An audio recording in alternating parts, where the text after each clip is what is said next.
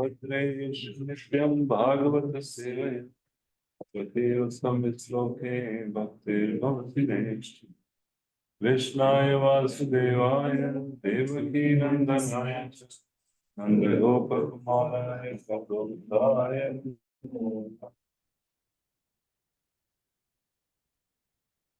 Hare Krishna. So we'll continue our discussion from talked about the spirit.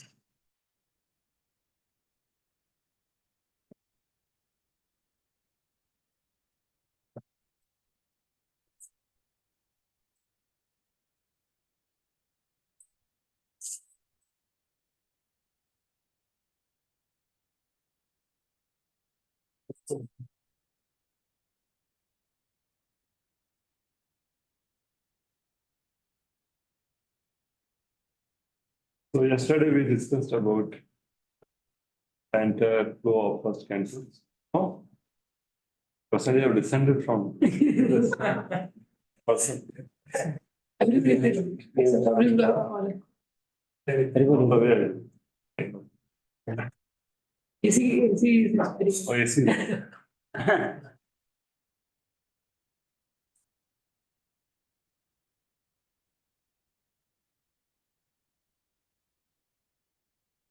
Oh, yes.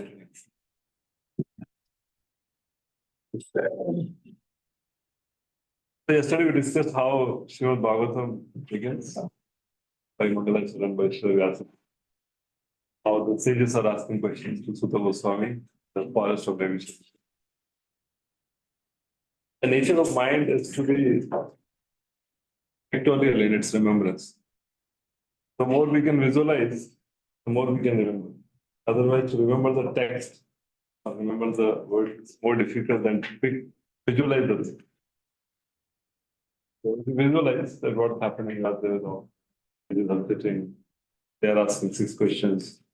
Sutta Goswami is referring that how he heard Bhagavatam. Sages did not ask that tell us Bhagavatam. They asked 6 questions. In answer, Sutta Goswami said that you must hear Srimad Bhagavatam. Bhagavatam is the perfect scripture to answer all this. Spoken by Sutta Goswami, Bharat Pariksha. Then naturally, as somebody says something, then once more into this, they ask about Sukadeva Goswami, they ask about Vyasadeva, they ask about Srimad Bhagavatam, and they ask about Parishit Maharaj. And then they start, Sutta Goswami start narrating how Vyasadeva is sitting in his ashram, meditating, how he has helped the humanity by dividing the Vedas into 4 parts, right? But still is feeling dissatisfied, being the cause for his dissatisfaction. That time is the spiritual master Narasmi arrived.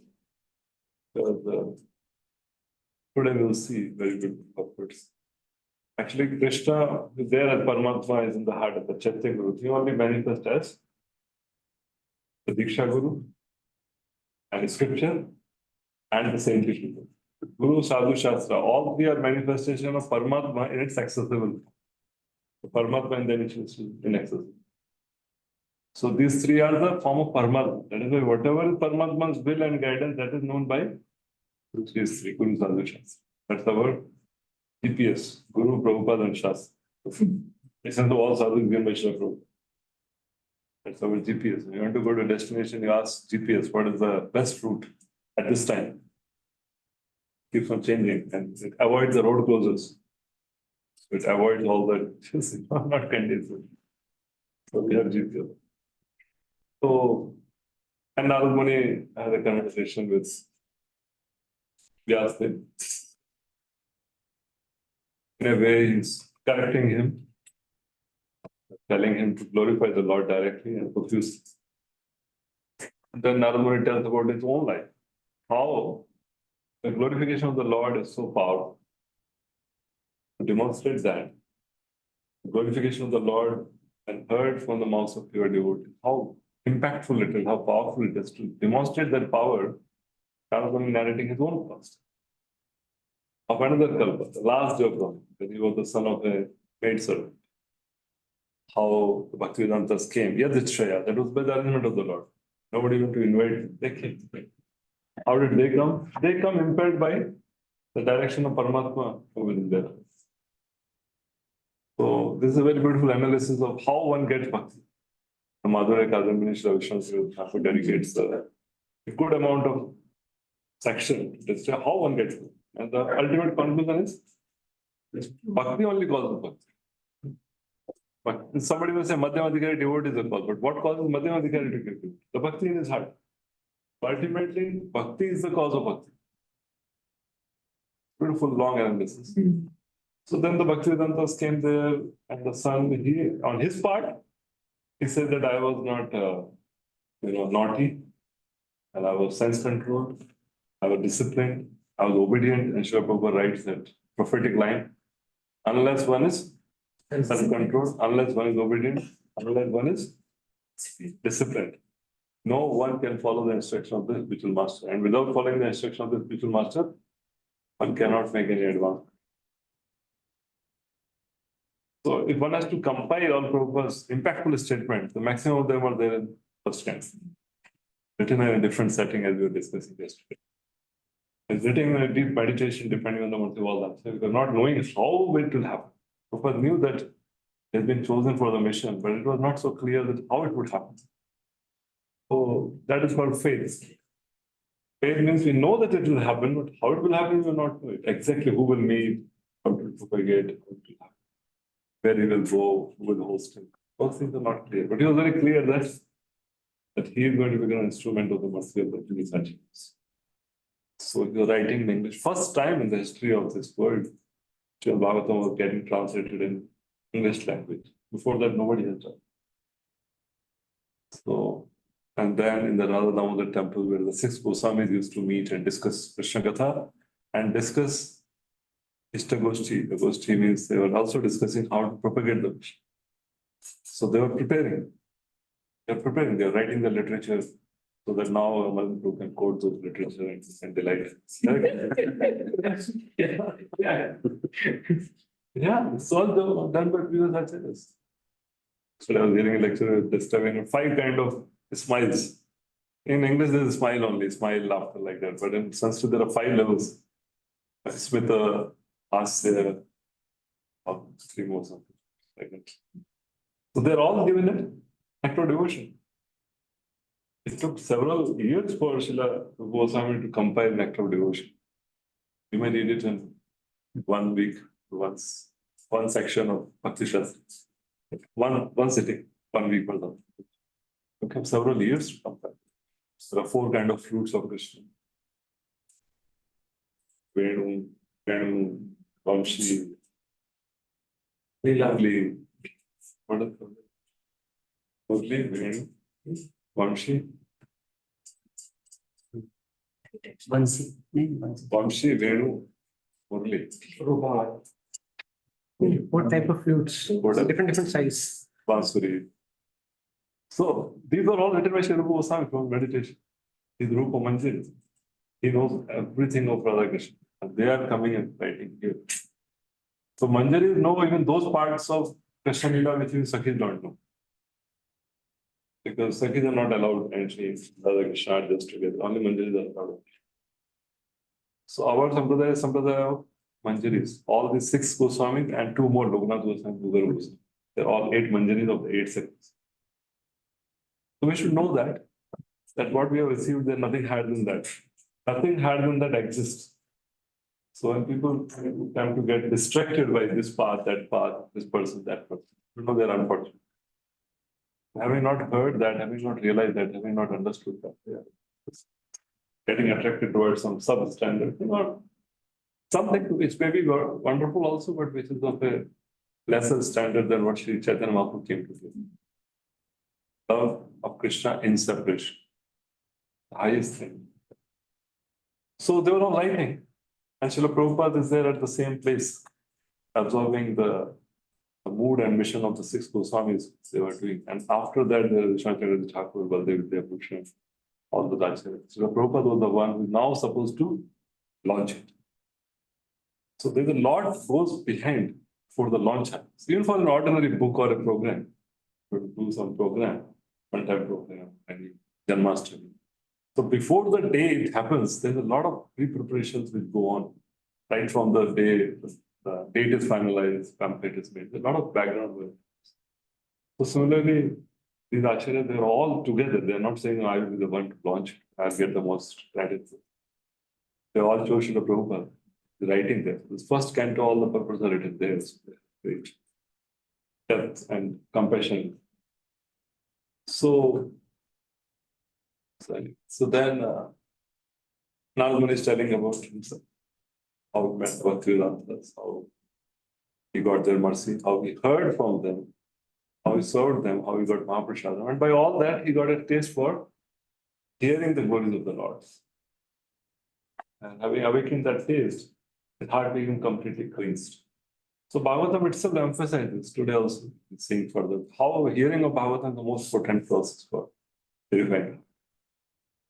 And then he stopped and we have further inquired in the beginning of this chapter of we discussing what happened after the Bhaktivedanta left. How did you conduct your life? And this all incident happened in the previous day of Brahma. How did you remember all that? Because the time you change your body, everything is forgotten. Remember. So in the spirit of genuine disciple, Vyasadeva is inquiring. Generally, somebody who sits on Vyas Asan, he answers the question. He doesn't ask the question. Correct? Vyasa doesn't wait for the audience to question. Sometimes as a part of lecture, he may ask. Otherwise, he's the one who is asked and he responds. But here Vyasadeva, on whose asan we sit and speak, he is showing the true spirit of a disciple to inquire submissively from them. So he inquires. Whole questions he asks. What did you do? How did you live your life? How did you change your body? Remove it all this. And then Narad Muni again started speaking. And he said that after the Bhaktivedanta left, then I was living my life in the process what they gave. By the arrangement of the Lord, the mother was very much attached to me and she found shelter in me.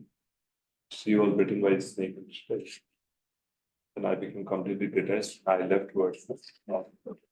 Then which all places we passed through that has been discovered. Also deep dark forest, there is no fear. So fear is when I am Dutiya Vinay. And somebody sees anything other than Krishna also. That is what Maya. Maya is that which does not exist. So the vision which makes us see things separate from Krishna. That vision causes fear. Ultimately, everything is in the purview and in the control of Krishna. So then he says, I came there, I was tired, so I took bath, then I drank some water, I became fresh, and I started meditating the same way as the Bhaktivedanta taught. After meditating for some time, the Lord appeared in the core of my heart. Having darshan of the Lord, I was smelling the Lord, having darshan of the Lord, and then all of a sudden the Lord disappeared. And then I became so desperate, not seeing the Lord. And then I was desperately trying to repeat the same process, but it did not work. So Lord, seeing my desperation, he spoke. The Lord spoke 5 verses, saying that those who are incomplete in service, who are incomplete in service, but not yet fully purified, they cannot see me. So, Srila Vishnu Thakur describes that this is not for Narad, this is for Sadhaka. Narad Muni, in the Sadhaka, they have only 3 things can be experienced: sound, sight, and fragrance. The touch and taste, these things can be acquired only in Siddhadeha, having the spiritual form. So then the Lord spoke, and Lord said that I have given my darshan to you once, so that your prema can become intensified by this longing. The prema will become intensified, and then will. So Srila Prabhupada says that there is no difference between serving the Lord and seeing the Lord. And now Narad Muni, having heard that message from the Lord, now we are at verse number 26, how he lived further. So as we are telling, this is a very ideal lifestyle for a devotee in general and for a brahmachari in particular. Good lifestyle plan, lifestyle management. This verse. So let us recite. नामानि अनन्तस्य पठन्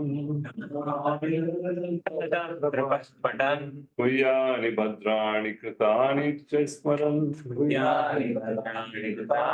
स्मरन् तां पर्यटन् पुष्टमनागतस्पृह कालं प्रतीक्षन् विमदो विमत्सरः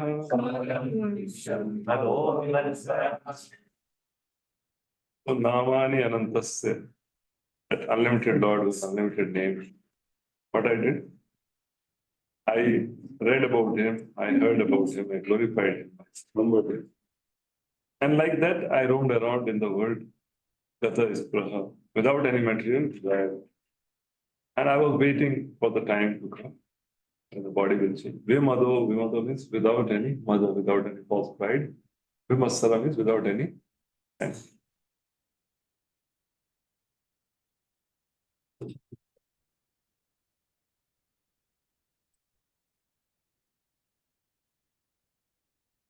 Read the translation. Thus I began chanting the holy name and fame of the Lord by repeated recitation, ignoring all the formalities of the material world.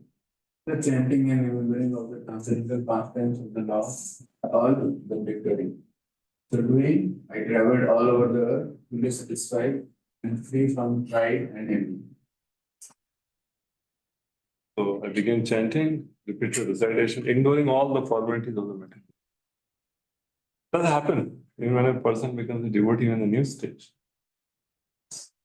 Quite enthusiastic, fearless of all the formalities of the world. Then also, just you to chant. On the station also. Point. I remember that this Godson had come in those in 2002. I had just met him a day or two before. So last day I was going. So he was in rickshaw, cycle rickshaw at that time. So cab or anything, autos were very there. So he was going in rickshaw and we were all going on our cycles. See him off, Raja then. Night around 11. Train was at 11. So we're going at 9:30. Then we reach the station and then so we'll do Kirtan. I never knew what is Kirtan. I mean, I have attended one class, so I knew something. But then on the railway platform, they started, himself started chanting, playing Kartal, chanting, and all boys were raising hands, chanting. And I was like, I was looking all around. Railway station, railway platform. What did anyone else see? Any friends see? Any photos? There was no fear of mobiles that time. How it would be. But there was like surprise. Oh, friends on the IT boys, what are they doing that at a station chanting that? But then when he notes all the formalities of the matter, becomes quite absurd. And so doing, Narmani started traveling all over the world. Earlier he went to forest to realize the Lord, as Prabhu was saying. And later on, he's moving all over, not just forest, but in the cities also, chanting and dancing and remembering. And he was fully satisfied and free from pride and envy. So Prabhupada says that the life of a sincere devotee of the Lord is thus explained in a nutshell by Narad Muni by his personal example. Because Vyasadeva asked that, please tell me so that I can follow in your footsteps. So this is the Prabhupada says, life of a sincere devotee of the Lord. Such a devotee, after his initiation by the Lord, or his bona fide representative, takes very seriously chanting of the glories of the Lord. So the first instruction which the spiritual master gives us, first promise which we give to spiritual master is what? I will chant 16 rounds of the Varagesham Mahamantra every day on my beats. So that's the first instruction. Srila Prabhupada writes at one place in Chaitanya Charitamrita, among all the instructions of spiritual master, the instruction to chant the holy name is the most important, that's the foundation. And secondly, we say we follow forever the principle because just to maintain the purity. Main thing is to chant the holy name, but we need a favorable environment for chanting. So that's why he takes us very seriously. After chanting, after initiation, we should know that we are committed for chanting as the first thing. That's why chanting should be the first priority of life after initiation. That's the commitment we are given. And traveling all over the world so that others may also hear the glories of the Lord. So one may travel or one may participate in the local mission.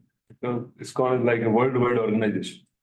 So whenever we connect to any ISKCON temple and serve there, then we are actually helping the worldwide Sankirtan mission. We are a part of it, no? It's like there's a big setup. There's any machine, there's many parts, the car is there, so many parts are there. So whichever place we are, they're actually a part of the entire assembly. Similarly, by serving in the ISKCON center at any place, we are a part of the worldwide mission. We are part of sharing Krishna consciousness with the entire world. We are playing our part. Such devotees have no desire for material gain. They are conducted by only one single desire to go back to Godhead. Then some people ask, is it not a selfish desire? Go back to Godhead. Well, when we make advancement, when we come to a certain level of advancement, one may not even desire to go back to Godhead. But in the beginning, to desire to go back to Godhead is not wrong and is not material, because that's our natural constitutional position. Nothing wrong with it. Right? But if a devotee somehow with his heart more inspired, then he may even be desiring to be here and preach the glories of the Lord, or to assist Acharya in the mission of the Lord. Like many Srila Prabhupada disciples, if you ask them, he says that we want to go wherever Srila Prabhupada is there. Whichever planet, whichever loka he's preaching, we just want to assist him in his service to Lord Chaitanya, life after life. So that is the position of Gaudiya. Gopi Vansul Paditamanyu, Tas. But even to go back to Godhead is not a wrong desire, not material desire, it's not selfish desire. Because in the beginning, we don't have a full, complete, comprehensive understanding of what the devotional service is, but we know that material life is futile and spiritual life is only worthy. So to desire to go back to Krishna is nothing wrong. This await them in due course of on quitting a material body. And because they have the highest aim of life going back to God, they are never envious of anyone, nor are they proud of being eligible to go back to God. So why this anartha of envy and pride, they trouble us? Because our mind is not fixed on the highest goal. We still are looking for something in this world. And that's where we face competition.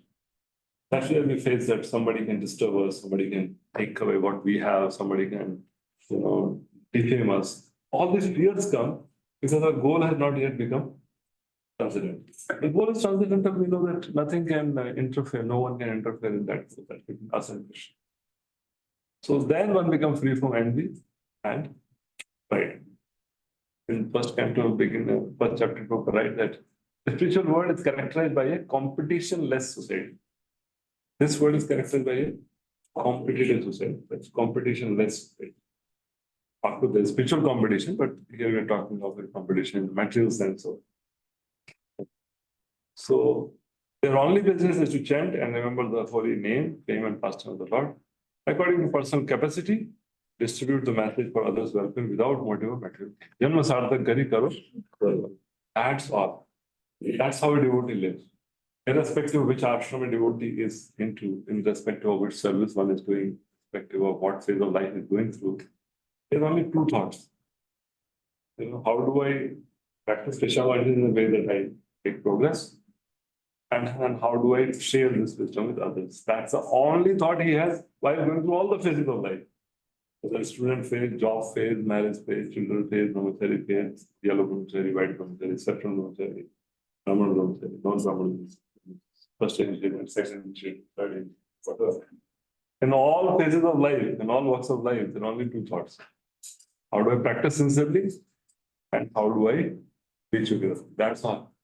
And these two ambitions, these two aspirations, to be said.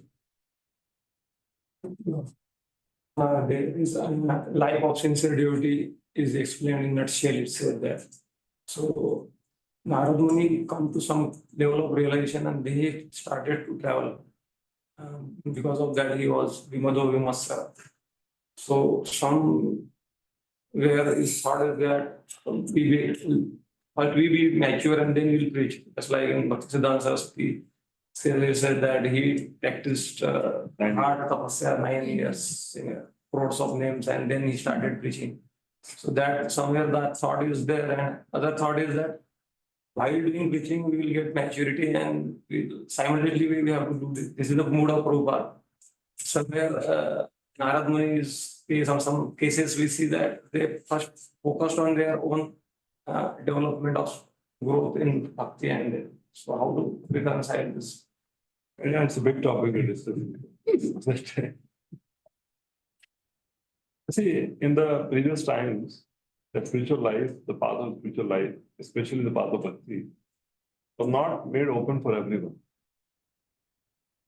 It is only in the last few hundred years after Sri Chaitanya Mahaprabhu descended that this path has become open for all. Mahaprabhu came as the Mahavadanya. He invited everyone to come and part. Before that, it was not. For that, it took a very great amount of qualification to come to the path of bhakti. So then, those who came to the path of bhakti on their own, they knew that because such a qualification required, they did their bhajan. And whenever somebody came to them, they tested him and then initiated him, and then they continued on the path. There was no outgoing, there was no outreach. People have to reach out to this people. No outreach. See the previous times. Chaitanya Mahaprabhu came, this is the compassion of Sri Chaitanya Mahaprabhu that is distributing love of Godhead without discrimination. Patra nahi dekhi, not looking out at the people. He has brought that, fruits of love of Godhead with him, and he's distributing. Ena prema Sri Chaitanya dila yatha tatha, jagai madhai paryanta, andera. So this is a special thing. This happens only during Mahaprabhu's time. So Mahaprabhu, preached, Nityananda Prabhu preached all the unqualified people. And then Mahaprabhu gave the order. Hamara agya guru hoye taro hoye desh, jare dekhe tare kaho. Empowered. Now, when you preach, the preaching is a different level. The essence of preaching is to offer initiation to a person. That is the benchmark, that's a landmark, that's a life transforming thing. Diksha gale shishya gare atma samarpan, sahi gale Krishna gare sare atma. That is the benchmark. So when we talk of Acharya, they are preparing for delivering the people. It's like becoming a surgeon. For becoming a surgeon, one has to study MBBS, MS, so many courses, then becomes a surgeon to operate. What we are doing at our level, that we are not becoming surgeons, we are becoming ward boys. We are becoming nurses. For that is not so much. In fact, in the time of war, anybody recruited and told, Baba, ye pahno, aisa karo, ye like, how ye like, well, some basic things are taught. So what preaching we do is not the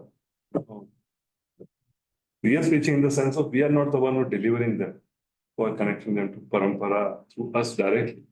They are becoming instrument. They are only becoming ward boys who just take the patient.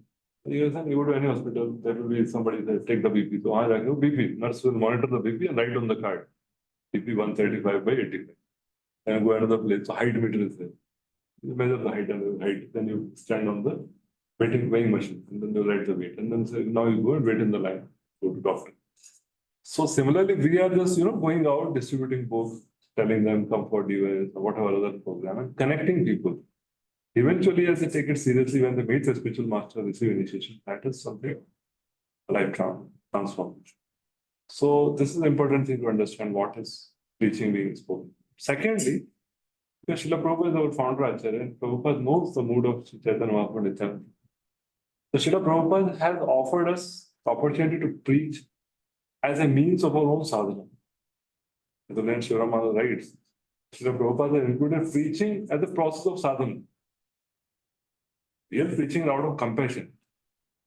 It is for the perfect people to do.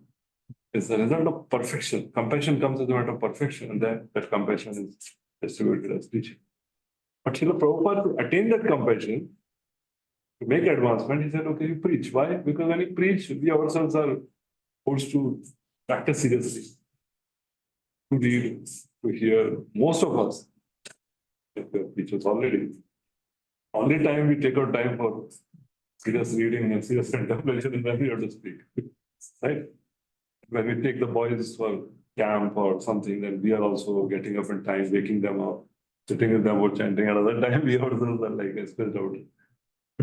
Prabhupada saw preaching that by assisting Sri Chaitanya Mahaprabhu and Nityananda Prabhu in their mission of expanding this, they will get the 1000% Nityananda Prabhu. That is the hope. Because we are not the seekers. We are not the people who are seeking a spiritual life as a guru, except for a few. Maybe a few more. But most of us have our fixed plans. You know, we did our 10th and 12th and a good college, and like our placement comes through, and then higher study. We had our own routine plans. So, because of not having that adhikar, Srila Prabhupada preached by becoming an instrument for preaching, you will get Nityananda Prabhu. Nityananda Prabhu is just recruiting anyone and everyone. And once you become Nityananda Prabhu's man, you become a postal peon or a message carrier of Nityananda Prabhu's mission. Tare dekhe tare gaho, Sante Trinadhari, Hamare Kiniya logo, Bhajolo. Then Nityananda Prabhu's mercy comes. And then actually we start realizing what a gift we have received. It takes a lot. It takes a lot to really realize what we have actually received. The only Barsana Maharaj says that a small ant, if you give it a Kohinoor diamond, it is beyond the capacity of the ant, no matter what the ant is, whether the ant is a small ant or a big ant or the king of ants, whatever the ant may be. Just has no idea and no way to fathom what this Kohinoor diamond is. It can only appreciate 1 grain of sugar. Put 1 grain of sugar, this is excellent, wonderful, so good. Few more grains and say, wow, life is successful. To put a Kohinoor diamond, it just can't fathom, it just can't connect what is Kohinoor diamond as compared to sugar. So similarly, it says that all the mentally conditioned souls, they can only appreciate the value of sense gratification. अच्छा खाने को मिले, अच्छा सोने को मिले, तो समझ में आता है condition. But the value of an opportunity to chant Hare Krishna, take darshan of the deities, to go to holy dham, very rarely. Beyond the faculty of the ants to realize the value of Kohinoor diamond, beyond the faculty of the conditioned soul to realize the value of the spiritual, process and the spiritual objects. Only when the mercy descends, that's one kind of mercy when we can see some of our shortcomings and the glories of this process and glories of Vaishnavas. That itself is a big mercy. So that is why we should preach under guidance. Right? Because we please Krishna by following the instruction of his bona fide representatives. So if they tell us to preach, we should preach. They're not telling us to initiate for sure. That is we don't have to worry about it. Unless we start assuming that counsel is as good as guru, mentor is as good as guru, and it's a different thing. Otherwise, what? That question comes because it's found that sometimes preaching goes in the head of the preacher, and then it itself become a cause of their sometimes fall down and aversion. As long as somebody is there in the process, it gets verified. But if somebody leaves the process, leaves the association, association and process are so powerful that even if it is the hardest diamond or rock or something, polish kar denge. So they are polishing each other. One devotee is as good as another devotee. एक दूसरे को polish करना है. Diamond is polished by diamond only. And polished diamond by any other object. So any preacher, head में गया, tail में गया, body में गया, mind में गया, brain में गया, kidney में गया, जहाँ जाना जाने दो pride के, साथ में रहो बस. So everything will be functional. Everything will be leveled. But if out of pride we leave the association, then we run. It's big and this and everything else get that is also the Lord has different plan for different people. We cannot be too worried about what all happens. We can only worried about this Jiva. Jiva there begins from this Jiva. There's a Jiva. Jiva there means first. So what happens to others between them and the Lord? We can learn some lessons, but I don't get into details of that. Not help. So we should preach. Because Srila Prabhupada ordered all of us. Who can preach? Because anybody who chanting 16 not following for revelation, preach. What preaching? Whatever is heard, he can. He doesn't have to talk about what is the deep meaning of this verse of Gopi Gita. That is something very exalted. It requires a lot of absorption, a lot of time. You can tell that there are three ways of gaining knowledge. There are 4 real problems. So we preach according to our adhikar. And Darwin theory is bogus. Big Bang theory is stupid. Nonsense. We can preach. Preach according to Adhikar, then there's no problem. When we preach higher thing than what we are eligible for, that causes us problem also that goes in headaches. That's why preaching under guidance and with accountability. We account. This is what I'm doing. And then, we get some followers, some people we can devote, and we are open-minded to connect them to other people, let them hear from other speakers, not purchase them. If they hear from others, maybe they will join their group, maybe they will go here there. We should have said that I'm not the only deliverer, there are many others. So that way one should be broad-minded, open-minded. Because in ISKCON, we learn so much about that. In Swaminarayan, they preach a lot. They go to village. And in one temple, there are at the max 6 to 8 brahmacharis they stay. They preach. And any evening call can come. Message will come. Tomorrow is shift to Swaminarayan temple at Dadar. The next day, the brahmachari will pack up his things, take his mobile and all, and go to Dadar. Okay. And then his program, we are going to 8 programs in a week. Nothing, another preacher will do. And the audience knows that they are coming on behalf of the institution. And the person knows I'm coming on behalf of the institution. Another person goes, I continue to teach, and the people continue to learn. In a school also, teacher goes, the school doesn't stop. Here, the problem, as I say, is right that in a very immature stage, sometimes we become possessive, we become proud. So actually, one has to go through that phase to get purified anyway. So that's why we are under guidance, we remain protected. Here, we just say, मैं जाऊंगा पूरी program बंद हो जाएगा. क्यों बंद हो? We should develop things in such a way that they continue even when we are not there. Anyway, there are more things to that, but I'm saying that let us try to become instrument, not as a. Okay, next one, quickly, because we have to cover it. Good. Okay, next. Your quote, that's why I realized that quote is not my nature. Okay. Can we read quotes?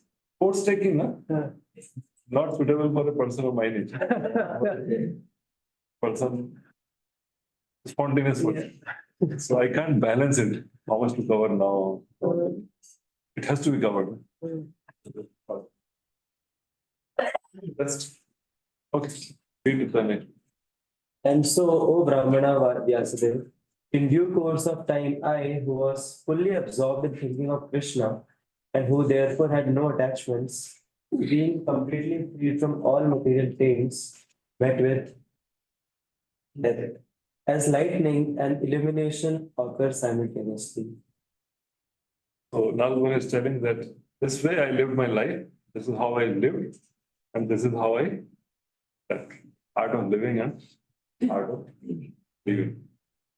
So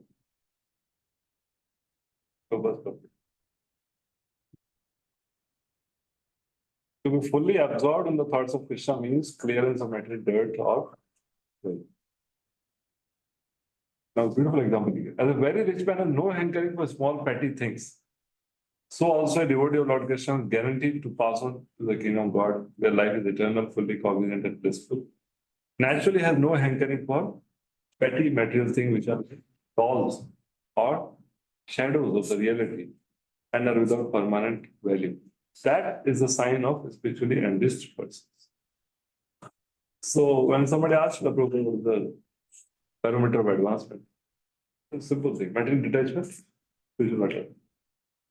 This material detachment, you understand that compared to the eternal, fully cognizant and blissful life, whatever is there, it's just a shadow, it's a doll. It is looking attractive because the original thing is that it's a shadow. That's the difference between devotee's understanding and Jnani's understanding. Jnani may say this is Maya, it doesn't exist only. It is apparently exists. Devotee says it is existing. But it is looking attractive because it's a shadow of the original attractive thing. Especially of a brahmachari, the most disturbing, distracting, thought is agitating thought. It's the thought of woman. But where does this whole psychology comes from? So Prabhupada explains in the 3rd chapter of Bhagavad Gita that this sex desire is a perverted form of Adi Rasa. Krishna is attracted toward the gopis, but that is purely spiritual. There's no tinge of lust in that. Atmandira Priti Vancha, Tare Bole Kam. So there it is love. That attraction is for pleasing the sense of the beloved. Here, because perverted is reflected, the highest thing goes the lowest. It all becomes ulta. So here, that the whole thought process changes. And the person want to enjoy rather than giving them. Because Krishna exists, gopis exist, and their relationship exists, and that's the most exciting thing in the spiritual world. That is why this boy-girl relationship becomes the most exciting thing in the middle. It's perverted. So by knowing that, one understands that one doesn't have to negate it. One has to only understand it as it is, the reality. Shadow cannot give the satisfaction of the original object. It's a shadow. It's not that not existing. It is existing, but existing as a shadow or as a dog.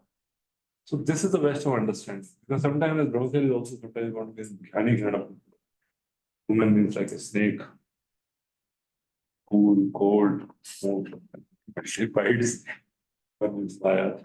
They all have their relevance. But as we really become mature and stable, and only by understanding that it is a reflection, it is a shadow of the original, that will pacify the mind. And that we don't have to negate it, we have to focus on the original thing, not on this. They remain there. We don't have any problem with that. We don't have any envy towards them. One lecture of the says that, if we offend Mataji's, then that is also a serious aparad. There's no difference between Vaishnavi aparad and Vaishnava aparad. It says that. Might have heard some. Sometimes in our Vaishnavi means Prabhu's only. I spit at the thought. So you can spit at the thought, not spit at them. What is your problem? So one has to understand that. So only by understanding the spiritual reality, one can become detached from the material, apparent reality, not otherwise. Otherwise, it will not step. So that is the proof of spiritual progress. The hankering for petty material things goes away. They are without comment. And in due course of time, the body goes. For the pure devotee, such a change takes place exactly like lighting and illumination follow simultaneously. His body goes and he immediately attains the spiritual body. And Prabhupada, even before that, even while living in this body, he does not act materially. Like iron rod in fire. No, iron rod is iron rod. Even it is a quality of iron. But because it is in fire, it has more qualities of fire than iron. Right now it is acting as fire. So similarly, in the material body of a spiritually surcharged personality, act as a spiritual. It does not get remained bound by the material. And the glorious classical extraordinary example is His Holiness Revatipati.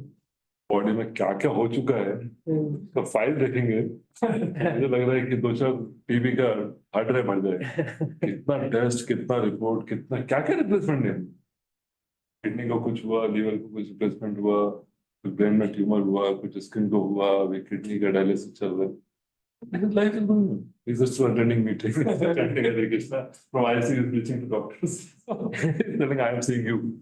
Not you are seeing me. So, what is there? Well, I don't know if I didn't. I will see if I get that. Somebody asked Maharaj, this body is small saying, don't you get the experience of suffering? I said, well, to answer your question, I'll become bodily conscious. Then, yeah, when I become bodily conscious, I experience suffering. But then I'm not bodily conscious, that's why there was suffering. Maharaj said, forward that. And I answered your question. So there's nothing to give and take. Acharya was telling that so many servants are there, no Maharaj. So Acharya went to meet Maharaj in Kolkata.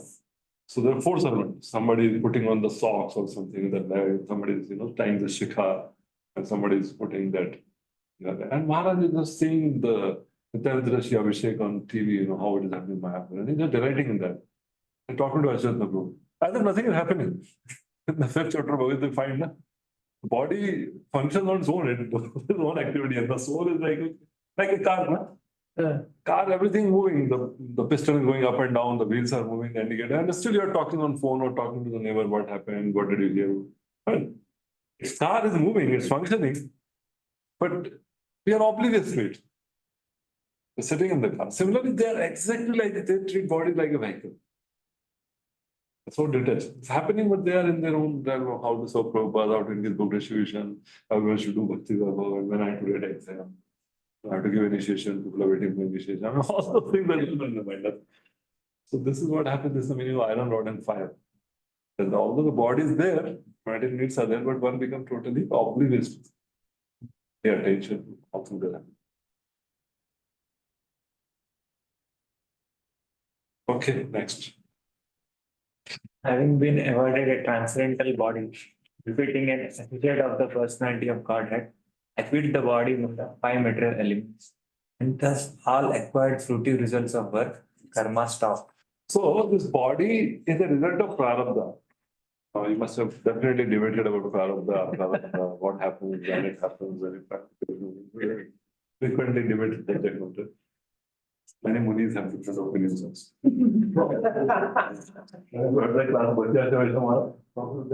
Very temporary game class.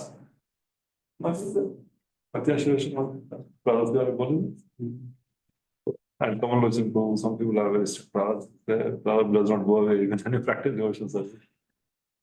And so anyway, there are different understanding. So this body, this metal body, what we have, is actually made up of three modes. It is given as per our fruitive activities in the past. And this is the body through which happiness and suffering which is destined for us is delivered. So when one practices devotion service, then there's a lot. This is going on.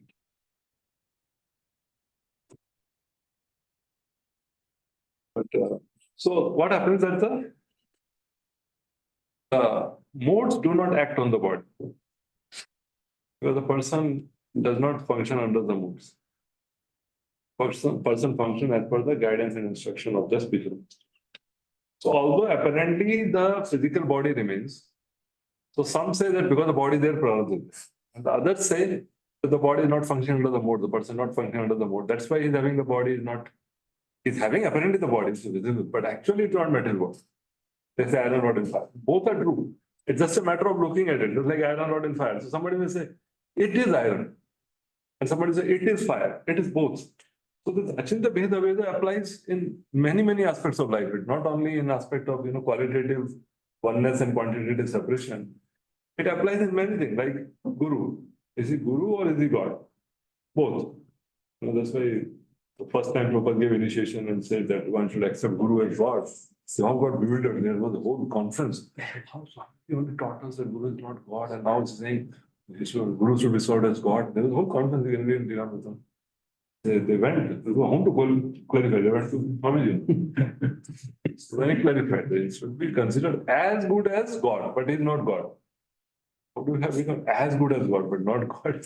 So these are Achinta things. So same way, by the association of Bhakti, like it touches stone, the body made of the three gunas become free from the gunas. Thus, giving of the body means giving the body made up of three gunas. So, and sometimes the Lord makes them give up the body also, like in the case of Narada. Sometimes, like in the case of Dhruva Muni, Dhruva Maharaj, the body only gets transformed into spiritual body, like Tukaram Maharaj. So both cases are there. And he says, somebody who developed prema, the prarabdha karmas are already destroyed during the practice of bhakti. So this is quoting from Namastakam. We will go more for proper purpose. You can read Vishwanath Thakur's commentary. It gives more technical clarity about this prarabdha karma and the body. The body is a manifestation of prarabdha karma. That is body. Prarabdha karma is no one, the body will not be there. One will become liberated. But then the Vaishnava say that the body is there apparently, but the body is like iron rod in fire. Now it's not iron, it is more fire. So it is not under the modes. That is why they say that prarabdha is destroyed. So that's where some of you earlier participated in this debate, then you can understand. Otherwise, they will have. So, informed by the person who got it that he would be awarded a transcendental body fitting the God association. Now the God association body as soon as it is married. The transcendental body is free from material affinity and invested with three primary transcendental qualities: eternity, freedom from material modes, and freedom from the activities. This is the spiritual body. Material body is always afflicted with these three things. It's temporary, it is under the modes, and it is not free from the reaction of fruitive activities. Devotee's body becomes at once surcharged with the transcendental qualities as soon as he is engaged in the devotional service of the Lord. It is like the magnetic influence of a touchstone upon iron. Influence of transcendental devotional service is like that. Therefore, change of the body means stoppage of the reaction of the three qualitative modes of the material nature upon the pure devotee. Apparently, the physical body remains, but it is not material. That's why sometimes in Vyas Puja we hear about pastimes. Maharaj was looking so tired, he was not able to get up, and then he got on Vyasasana and he gave 4 hour lecture. No? So these things are not materially possible. Materially, somebody is exhausted, is exhausted. But because the body is not in the material modes, so once they come or they want to do some spiritual service to the Lord, then the body just reacts along with that, does something which otherwise will not do. So like that, the body doesn't remain under the influence. Then why do the people say we are tired, we are exhausted? So somebody will ask that question. So that is true. That is where the other part comes in.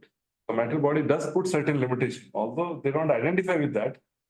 But because body is like a machine, it puts certain restriction.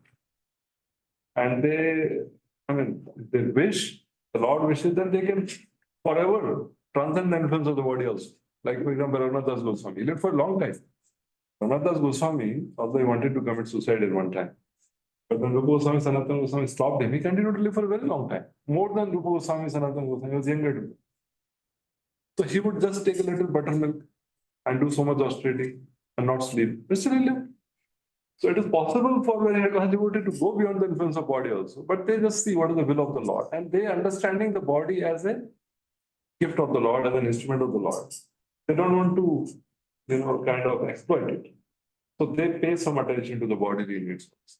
Not because of attachment, but because of having its utility in the service of the Lord. Because of seeing it as something which can be used in Krishna service. The body can become a medium for service to the Vaishnavas and service to the Lord. In that mood, they take care of the body. It's not for their own sake, for the sake of service. So they say, okay, the body is there. Then. Like in Bhagavatam, Rupa Vishnu Maharaj is supposed to come here for prize distribution, but then he wrote a mail. You saw that thing? He wrote a mail to Brother Shankar that on 17th April is the Rohini temple inauguration, and my doctors have advised me that traveling will make me exhausted. So, come later. Did installations are important. So, like that, they may take care of the body. Not a problem. But that is not with the attachment, it is only for the service of the Lord. So, in either case, either using the body for service or transcending the bodily limit for service, in both cases, they are not bound by the bodily limitation. Both cases, their body is not considered material. That is how one should see this person.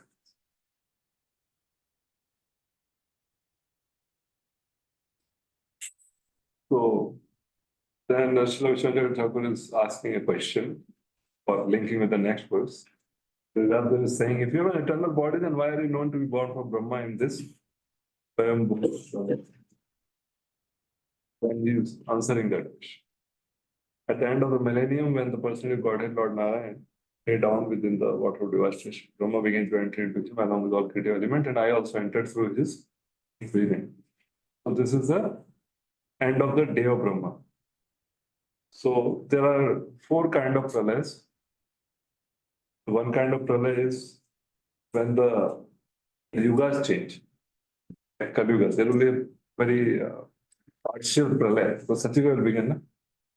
I often wonder what will happen to all the plastic, rubber, and all that. So much, sometimes the whole mountain of tires, rubber, plastic, pollution. Na? Before Satyuga, partial pralaya happens, that the whole earth become fit for Satyuga. Otherwise, what will say is to guidance. That it's all this. Another pralaya happens at the day and end of the day of Brahma. This is Anshik pralaya, what is talking. At the end of Kalpa, one day of Brahma. When everything goes and Brahma goes to sleep. So then that happens. And then again Brahma wakes up and then again start the creations. The water rises up to Loka and other Loka. To Mahaloka it comes. So they get drowned and the sages go to higher planetary system. And then third pralaya happened at the end of life of Brahma. But with all the three pralaya, the false ego of the living entity and the desire to enjoy is not destroyed. ना प्रलय होने के बाद भी उसमें कोई फर्क नहीं पड़ता, वो कंसिस्टेंट है एज इट इज। अहम मामेति जनस्य मोहो यो अहम, मैं और मेरा डिस्ट्रॉय नहीं होता। So that is the fourth pralaya, which is considered the destruction of false ego. That happens only by one means. That happens only in the association of devotees. God cannot do it, Brahma could not do it, Pralaya cannot do it. What devotees did? That is the power of devotee. That is the power of devotee's son. The false ego is destroyed only in the association of devotees. When that pralaya happens, when the false ego of the living entity is destroyed, then the living entity becomes eligible for liberation, going to higher levels. But three pralaya, they are just temporary. The living entity is so consistent, so deeply determined, कि ब्रह्मा जी का एक रात 12 घंटे यानी 12 into 1000 life, how much period Prabhupada will tell us here, 43 lakh of the period. Still it desires एकदम consistent as it is. The deep freezer में डालते हैं, freeze हो जाता है, लेकिन वही होता है, बाद में बाहर निकलो फिर पानी बन जाता है। Nothing changes. ब्रह्मा जी का लाइफ खत्म हो जाता है, पूरा क्रिएशन खत्म हो जाता है, सब महाविष्णु के अंदर चला जाता है, फिर बाहर निकलता है, फिर सोचता है मैं और मेरा नहीं disturb. So yes. Could you just if this question the student asked to us means Telugu, all the jivas who are like failure, they are remaining here now. But in this yuga after Satyuga started, but Satyuga the advanced people are generally there. In Satyuga generally advanced people are there. What happens to these people who are Two things happen. One thing is that Kalki comes and kills them.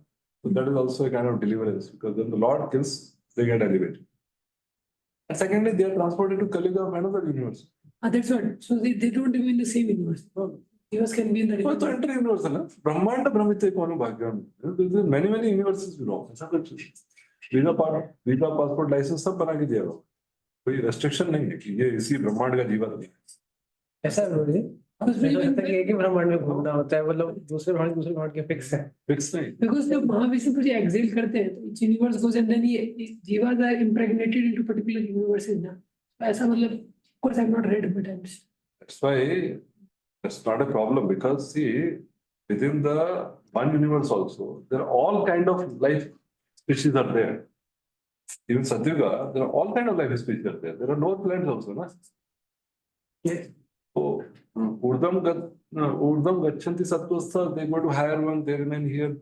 And within that Satyuga also, there are people of all kind of character. Only the proportion is less.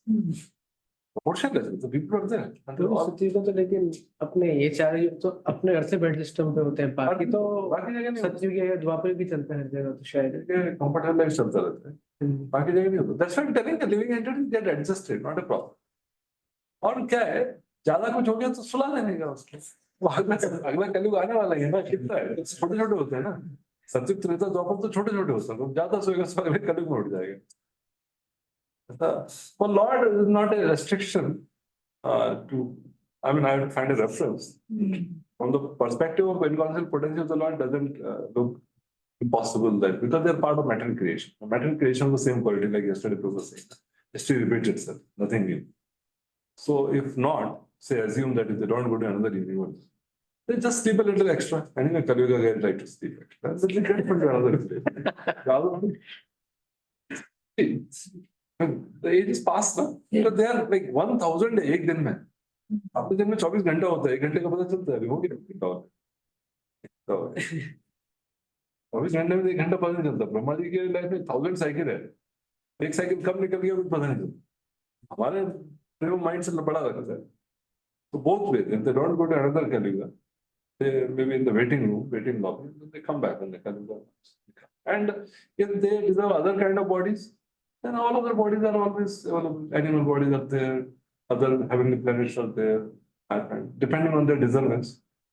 And lot of them are delivered by Kalki Avatar. They're little bit purified and sanctified. वो पूरा determine हो गया है कि भाई ये class से बाहर निकलना ही नहीं है, इस क्लास में ना, तो टीचर भी इधर थक के बोलता है चलो बिना एग्जाम दिए तुमको क्लास में भेज, तो कल की comes cuts the head by the touch of the divine sword, by the touch of the divine hand of the Lord, they become freed from all sins, and they may take birth in other ages. Because one becomes free from all sins, no? Whenever somebody gets, delivered by the Lord, he becomes delivered from all sins. The Lord does not give prema bhakti. Prema bhakti only Mahaprabhu gives. But freedom from sins is given as soon as one comes in touch with the Lord in any ways. That is why when Hiranyakashipu and Hiranyaksha, they were killed, then they came and Ravan and Kumbhakara. All of them were, relatively coming closer to Lord. Hiranyakashipu could see Lord Narasimha only before death. He could not think about him, he could not chant his name, he could not. Ravana ने कम से कम 1 साल तक पूरा राम नाम लिया. Came more closer, and he fought, and the battle was longer. And then by that, when it came in the form of Dattavakra and Shishupal, वो बचपन से ले रहा था, पूरा lifetime of chanting Krishna's name. So they all are in their own realm, they are getting advanced because of being killed by them. This is explained in Lagu Bhagavatam by Charu Ghosh, that they're comparatively bad. And when they came in Jagai Madai, then they got low. So that is described. Narasimhadev, Lord Ram and Krishna, these 3 avatars are considered special among all the different intentions. So that's why there's no problem. These are minor things, they get adjusted. This is Pralay at the end of day of Brahmaji. Yeah. So at that time also he goes back to the body. But he is saying that, he goes into Brahmas. And Brahma began to enter in. At the end of Kalpa, when Brahma withdrew the universe with his breathing, I entered into Brahma, who desired to sleep in Narayan, who was laying in the water of the ocean. So this is the Garbhoda question. The Garbhoda question, Brahmaji goes and sleep in the Garbhoda question, Narayan. And then at the end of life of Brahma, that is Karuna Dakshaya. Because that time the entire universe is getting winded up. But this is like the planetary system is going through some trouble. And that Kalpa change, not Kalpa, that Yuga change, that is very minor, not too much. Brahmaji manages that. That's right. Till the end of Brahma's day, he was there in that body only, Narad. In Brahma's body. So there. And then he appeared as Brahma's son. So there. That's what he says. He was there. He said personality of Godhead and liberated devotee, they come by the same process. Their birth and activities are all transcendental. तो जी एक मनु के and में भी एक होती है, पर कहीं तो पढ़ रहे शायद यही स्वयं मनु ना? कि मनु के एंड में होती है, जीव गोस्वामी कहते हैं बेटा को। हाँ जी। और श्रीधर स्वामी कहते नहीं होती, वो दोनों कहते होती शायद अभी पहले ही। See what happens. There are a lot of minor differences in certain aspects. तो युगा चेंज होता है तब भी थोड़ा एडजस्टमेंट होता है. मनवंतर में मनु चेंज होता है, जो भी है, जब भी इलेक्शन होता है थोड़ा सरकार बदलती है, सत्ता बदलती है, मनु बदलते हैं, इंदिरा बदलता है, कैबिनेट बदलता है. Six things are fixed for every मनवंतर. वो पहले से है, लेकिन जब हैंडओवर होता है थोड़ा पुराना जा रहा है, नया आ रहा है. These are minor things. Bhagavatam does not go into so many technical details for that. Goes in the details of glorifying. See, it says, Sahasriga Paryantam Uthadedam Siskrata Marichi Mishra Dasha Pranebhyo. So here it says, after these many solar years, Brahma awoke to create again by the will of the Lord all the Rishi like Marichi, Angiratri and so were created, and I also appeared along with them. So it is referring to the day of Brahma, not the life of Brahma. The idea. Duration of a day of life is this. After, and for the same period, Brahmaji rests at night in Yoga Nidra within the body of Garbhodakshaya Vishnu. And thus, after the sleeping period of Brahma, 12 hours, 12 घंटे काम, 12 घंटे आराम.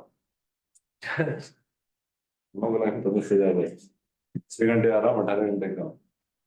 ब्रह्मा जी का 12 वाला है. So when there is again creation by the will of the Lord through the agency of Brahma, all the great rishis come, and Narada also. This means Narada appears in the same transcendental body, just as a man awakens from sleep in the same body. And Narada is eternally free to move in all parts of the transcendental matter. तो वो जो body पिछले कल्प में मिली थी, वही body Brahma ji की जाके सो गई, फिर वही उठ के आ गई. You got the transcendental body, but because there's nothing to do, na. Creation है, but delivery के लिए कोई नहीं. So maybe it looked like that they are restricted to one Brahmanda, otherwise it would have worked. Maybe it's within one Brahmanda, they might stay. Like, very instructive. And he again. And then he's telling, since then, by the grace of the Almighty Vishnu, I travel everywhere without restriction, both in the transcendental world and in the three divisions of the mental world. This is because I am fixed in unbroken devotion to the Guru. So, he writes very interestingly. I'm not like Maharishi and other sages in mental bodies under the influence of their own karma involved in karma yoga. So those who are involved in karma yoga, they cannot go to happiness because they have to perform like get to go to Swarga and they have to get their visa passport. There's no free entry. Understand it. And then the Kumaras, they are in the higher planets, but they do not come in the material worlds because of the fear of bondage of karma. नीचे जाएंगे, ज्ञान भूल गए, फंस जाएंगे. तो ऊपर वाले नीचे नहीं आते, नीचे वाले ऊपर नहीं जा सकते. ना तो अपने को ऐसा बॉन्डेज नहीं. अपने को क्या है? होल यूनिवर्स परमिट देखा था ना, ऑल इंडिया परमिट कहीं भी जाने का कोई स्टेट में. तो वैसा नारद कहते हैं कि ये मारिच लोग ऊपर नहीं जा सकते, ये लोग क्या करेंगे. वो लोग नीचे नहीं आते, उनको डर लगता है फंस जाएंगे. हम लोग क्या है, तीनों लोकों में जाते हैं और वैकुंठ में. I fix and conditional devotion to Lord travel outside and inside the universe. Outside means I travel outside the universe to Vaikuntha also. जो ऊपर नहीं जा सकते मारिश लोग, मतलब स्पिरिचुअल वर्ल्ड में जा सकते, हाई प्लैनेट्स में जा सकते, तो हाई प्लैनेट्स में हो रहा है. हाई प्लैनेट जा सकते, पर सब में नहीं जा सकते. Those who are bound by karma kanda, they cannot go to all the planets. They can go to Swarga and all. They cannot go to Mahaloka. There's a qualification required for that. Every sage cannot go everywhere. Depend which loka. कहाँ तक का उनके पास है. जैसे आपने India का passport निकाला तो नेपाल वगैरह ऐसे जा सकते पासपोर्ट, और बाकी जगह चाहिए तो वीजा भी चाहिए. वैसे क्या है कि मारिच वगैरह कुछ लोग पे जा सकते हैं, पर वो जा सकते नॉट एवरीवन. और ऊपर वाले जा सकते हैं, वो नीचे नहीं आते. वो नीचे नहीं आते, उनको डर लगता है. मेटल वर्ल्ड है, प्लेटफॉर्म के प्रति अट्रैक्शन आ गया तो दे आर फियरफुल ना. Jnani they are fearful of metal nature of bondage. So, the three divisions of material is there: Urdhva Loka, Madhya Loka, Adha Loka. Narad Muni can enter all these planets, both the material and spiritual space, without restriction. And liberated space.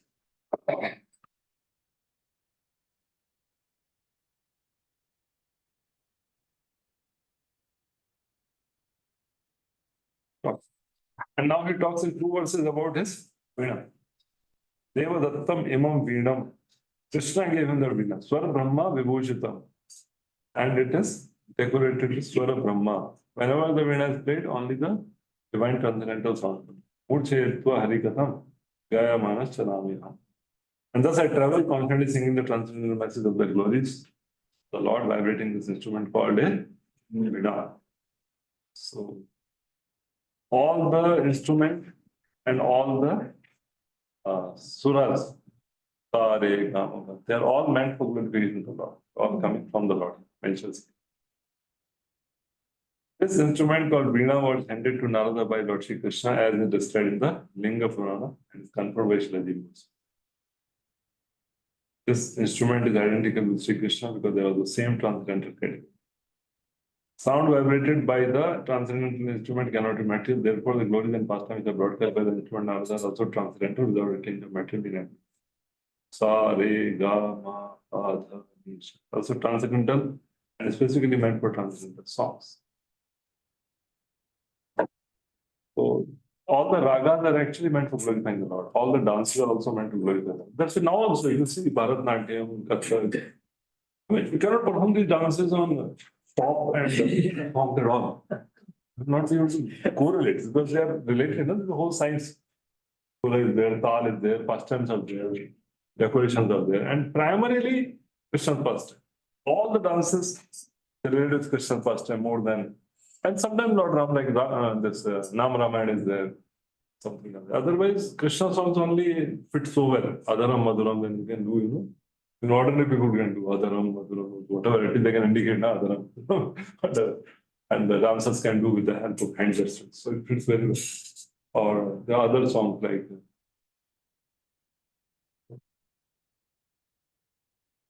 Sundar, Kundal, Nayan, Vishala, they all can be depicted by classical dances. So Krishna's pastimes are easy to depict with the dances, the culture. That's why the modern, so-called pop, rock, this and that, they are all product of mode of passion. Somebody asked Radhanath Maharaj that this is the holy name, it's transcendental, the Mahamantra is transcendental. Can we chant this Mahamantra in these all rock, pop, blue and green? So he said, see, originally the ragas, they are given in the Vedas. And they are the creation of the Lord. They are meant to glorify the Lord. So when we sing in ragas, that purifies the heart, that brings us to modal goodness, that brings us to the. But because all this modern technique, they are a product of passion and meant to make others as passionate beings.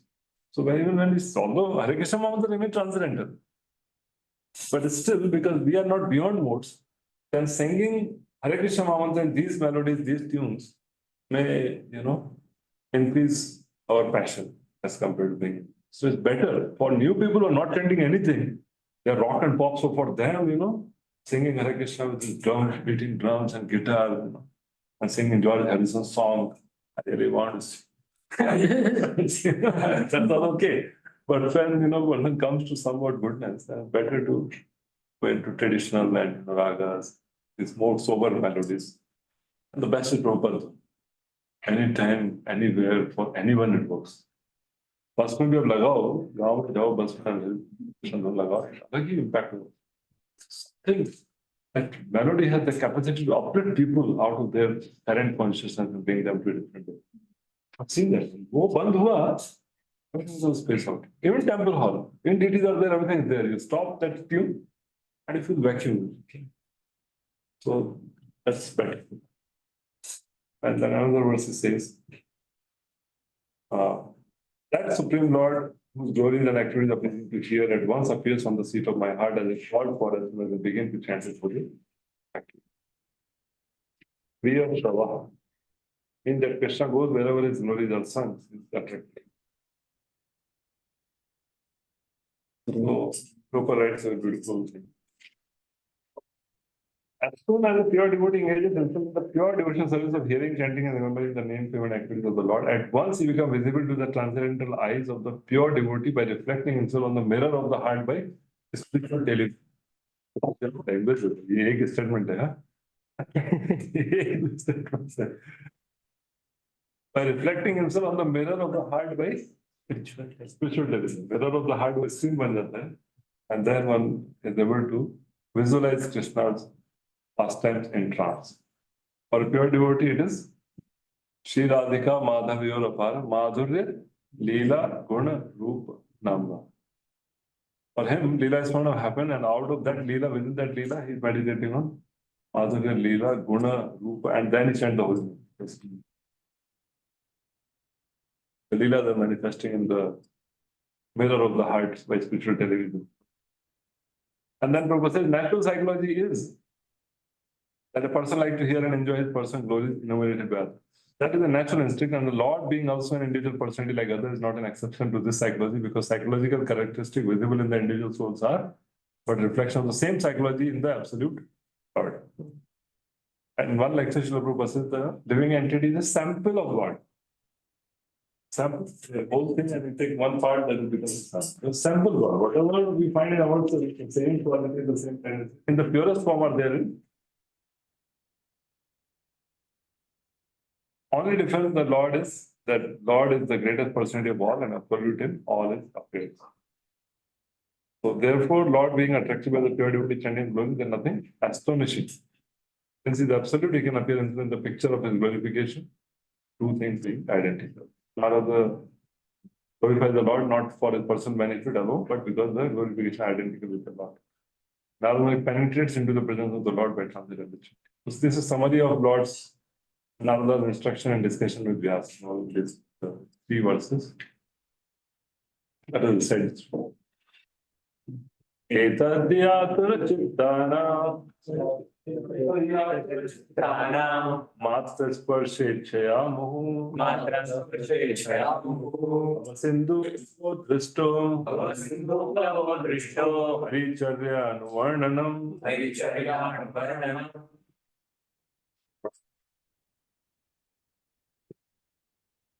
It is personally experienced by me that those who are always full of cares and anxiety due to desiring contact of the senses with their object can cross the ocean of nations on a most suitable goal. Constant chanting of the transcendental activities of personality of God. So constant chanting of the Lord's activities, leelas, katha, that is compared to a boat across the ocean of nations. So it's the constant chanting words in this verse. Miss Acharya's comment that means that word in Sanskrit, Haricharya Anuvarnana. Haricharya, Anuvarnana means constant chanting. Haricharya Anuvarnana in the side. Haricharya Anuvarnana. Bhava Sindhu Plabha. Bhava Sindhu Plabha means it's a boat in the material ocean. He explains. Generally, Vishwanath Thakur's translation commentary, they go word by word on. Prabhupada says take over, and he takes from various acharyas also, but mainly is whole theme, if you observe consistently, is the theme of inspiring a conditioned soul to take to Krishna consciousness seriously. That is the thing. He's in the urgent mode. Understand you're not the body, the material world is all in. Take to Krishna consciousness seriously. Practice it nicely. Make it one. That is the more, it's a more appealing word. It's not so much of just academic, but there's a lot of feeling put behind it. And that is why the kind of usage of words, the explanations, sometimes you find it, it's not the nail guy. You know, qualifying it. But Vishwanath Thakur is strict to that.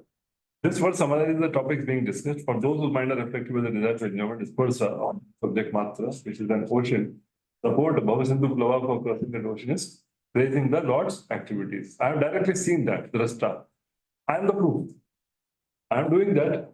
I did that after hearing from Bhaktivedantas, and I crossed over that ocean, so everyone can do that. Now, Kirtan is one main anga. Hari Kirtan, Anukirtanam is it, but it applies to all angas of Bhakti. Somebody will do Shravanam, somebody will do Kirtan, somebody will do Smaranam. But Shravanam Kirtanam always precedes Smaranam anything. And Shravanam Kirtanam always accompany the other activities also, like one may go to Dham. But in Dham, what we do? One will hear and chant the glories only, what pastime happens there. Right? So Shravanam Kirtanam accompany all of them, but it's all other angas of Bhakti. And Prabhupada says that everyone has to be doing something, thinking something, talking something. Materialistic people talk about material subject matter, but if these things are converted, you know, these things are employed in Lord's service, then one can become freed from life. Otherwise, people are busy into all these things, discussing, thinking, willing, but it cannot give them satisfaction. So Narad Muni, by his personal experience, says that satisfaction for such frustrated beings engaged in self-gratification can't always the activities of the Lord. The point is that the subject matter only should be changed. Thinking, feeling, working process will remain. But just by, you know, instead of talking the politics of a dying man, one must discuss the politics administered by the Lord himself. Instead of relishing activities of the cinema artist, one can turn his attention to the activities of the Lord, which is eternal associate like gopis and Lakshmi. वो होता है ना film में क्या है heroine के पास talk about Lord with Lakshmi and Gopi. So Lord's activities are transcendental, but he manifests them here so that the conditioned souls can be benefited. By doing so, conditioned souls will gradually be promoted to the transcendental position. This is stated from personal experience by such an authority as Sri Narad Muni. And we can have the same experience also if we begin to follow in the tradition of the great says the dearmost devotee. And then he says further. It is true that by practicing restraint of the senses by the yoga system, one can get relief from the disturbances of desire and lust. But this is not sufficient to give satisfaction to the soul. For this satisfaction is derived from devotional service to the personality of Godhead. So one may get one may get relief from ichcha and calm by sense control through yoga process, jnana. But it does not give satisfaction soul. It is negating the negative, but it is nothing positive. Right? It is negating the negative way. The desire and lust, they are causing trouble. So, okay, we control them, we don't indulge in them. But then without positive engagement, still one will fall for it. Prabhu gives those examples. And to conquer desire and lust, it is important to develop the higher. He gives the example of like how Vishwamitra Muni fell slave to Menka and she came. And he did not even see. Menka even did not give any proposal. She just was dancing. But he was just hearing that sound of the ankle bells and these. On the other hand, for Haridas Thakur, Maya Devi came, or the Lakshahira came, and they were proposing, they were not passive. One thing is passive. Menaka was passive, Menaka was not like talking and they did not speak anything, there was no conversation. She was doing her own thing, that's right. But these were passive. So this allurement was much more powerful than Vishwas Munidhar. And Maya Devi herself came. Menaka is just one tiny instrument in the hand of Maya Devi. Maya Devi herself comes and what can be said? So that because Haridas Thakur was engaged in devotion service, that is why he did not get attracted. So satisfaction comes by practice of devotion service. At other times, the thing can be controlled, but satisfaction will not. And that's why it says that Savai Pamso Paro Dharmo Yato Bhakti Ahetuki Apratiyata Yen Atma. So one derives great satisfaction of the heart by Ahetuki Apratiyata. Now one may ask the question, we have practicing devotion service for whatever time. Why the heart is not fully satisfied? So there are two things which can be considered. One thing is that we may still not have understood the process of bhakti and we may still be endeavoring in our yogic way or jnani way. Jnani way is to work by intelligence and say, last to the and yogi ways are, रात को ये नहीं करने का है, ऐसा सोने का है, ऐसा बैठने. There are many techniques which people may wonder. People may read even sometimes other organization book also on brahmacharya. They read because some have written very powerful. Like for them, brahmacharya is like the main sadhana. For us, brahmacharya is just one side thing. Our main thing is service to the Lord. If as brahmacharya we can do that, it's well and good.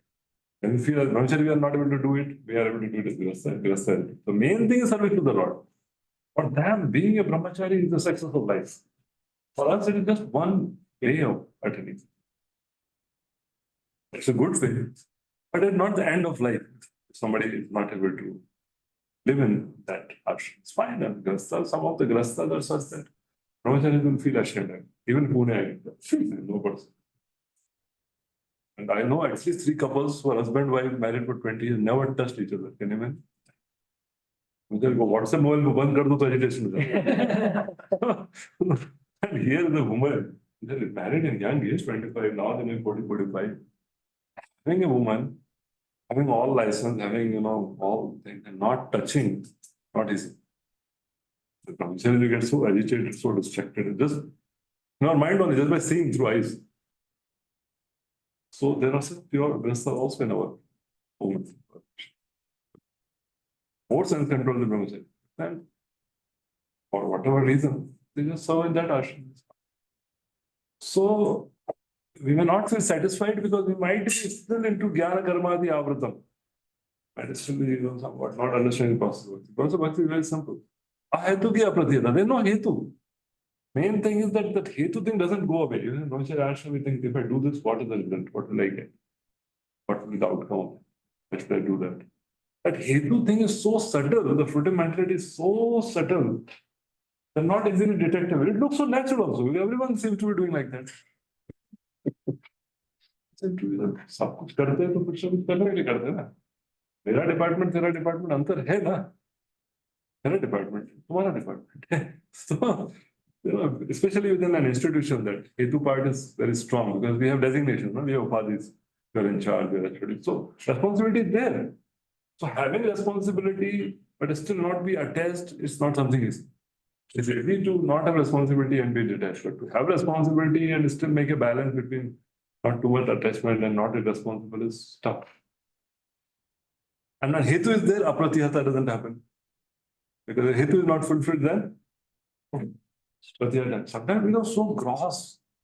You know, one of the devotees, HODs, in charge for something.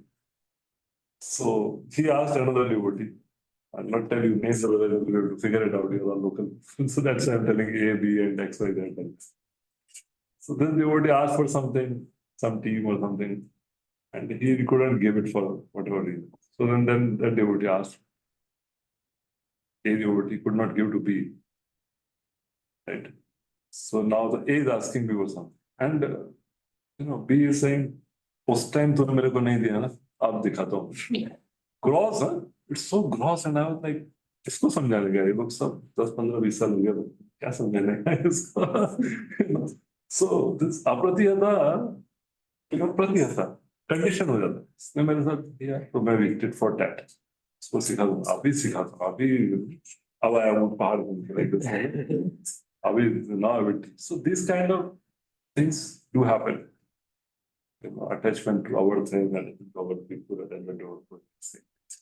So one should take responsibility naturally, because that is the God-given or authority-given responsibility. But at the same time, one has to be very broad-minded and see that what is personal and what is for the mission.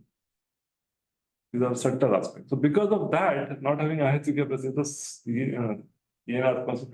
does not happen. So here is saying that now in this verse, there's a beautiful purport which you should read. I will just summarize it. Prabhupada's focus is on the path of bhakti for controlling the mind and senses, rather than yoga. Yoga aims at controlling the senses through bodily exercise, sitting, thinking, feeling, willing, hence they are considered serpent. Nada Muni recommend another method for controlling the senses, the transcendental loving service of Gopura. By his experience, he said that devotional service to the Lord is more effective and practical than the system of artificially controlling the senses, because senses by nature are active. So engaging them positively is a better path than to restrict them. For example, Prabhupada gives us that of the baby. The baby is naughty, so you engage him positively, then he is still engaged, so he's peaceful. But if you stop his engagement, then he will start crying. So similarly, senses by nature have to do activity. Engaging them in positive activity, they feel better. They feel nourished. जैसे खाना प्रसाद लेना आसान है fasting करने से. Both ways senses can be controlled, but fasting is tough. And fasting increases the heat in the body and pride in the mind. Yeah, because Rudra resides in tapasya. प्रसाद लेना धीरे धीरे फिर हो जाता है, ज्यादा लेंगे कम होगा, मेडिसिन लेंगे, फिर 10-15-20 साल के बाद ऐसा हो जाएगा कि जो हो गया रसगुल्ला, गुलाब जामुन, रबड़ी सब खा लिया, इतना कुछ खा लिया कि अभी हर सब्जी है, भाकरी है, तो ठीक है, कहीं तो जो है वो भी चलेगा. Become like you develop that consciousness that okay, this prasad is for purification. That's easier compared to the other path. That's the main. So, and then it says, there are many such instances in history, like Vishwanath Muni is falling a victim to the beauty of nature. Haridas Thakur was allowed at midnight. He was not. The whole idea is that without devotion service of the Lord, neither the yoga system nor drive philosophy speculation can ever become successful. Pure devotion service of the Lord without being changed with beauty, work, mystic yoga, or speculative philosophy, the foremost pursuit to attain self-realization.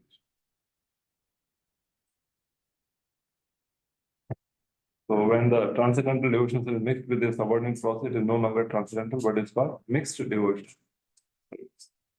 So in this verse, and also in the verse where the 4 kinds of muktis are being described, we have to go that great detail, describing what is the destination of different kind of practices of bhakti. Now, our main literature is nectar devotion. And Bhakti Samana Sindhu, Sri start with Anyavadashita Shunyam Jnana Karma. He doesn't even bother to give a definition of Samanya Bhakti. It's Uttam Bhakti, there's a Samanya Bhakti also. He doesn't bother about it. Why? Because our path is beginning of pure devotion service. And then within pure devotion service, you have to go from Adho Shraddha to Deva. The other thing not come. This track only, the gateway, the other Shraddha is for pure devotion. Their Jnana Karmadi Anavritam and Anavritam Shunyamar, the secondary characters. You know, the Anakulena, the three primary and two secondary characters. They're not bothered about it because that's not their goal. That's not their goal to get integrated into that. But it's still the acharyas to highlight the, specialty of pure devotion service they give. So he says in the purport you'll find that there's Ananya Bhakti, Kevala Bhakti, Uttam Bhakti, all referring to pure devotion service, which is Ahatuki, which is Apratiyata. They're not mixed with Jnana Karmadi. No mixing is there. It's only meant for the pleasure of the Supreme Lord. As simple as that. Only meant for the pleasure of God and his devotees in subsequence. And then he says that there is a, Pradhani Bhuta Bhakti. So Pradhani Bhuta Bhakti means that Bhakti is major, but it is mixed with some karma, some jnana or some yoga. So this pure devotion service gives rise to prema. One can go up to prema. Prema means to engage with the Lord in a loving relationship.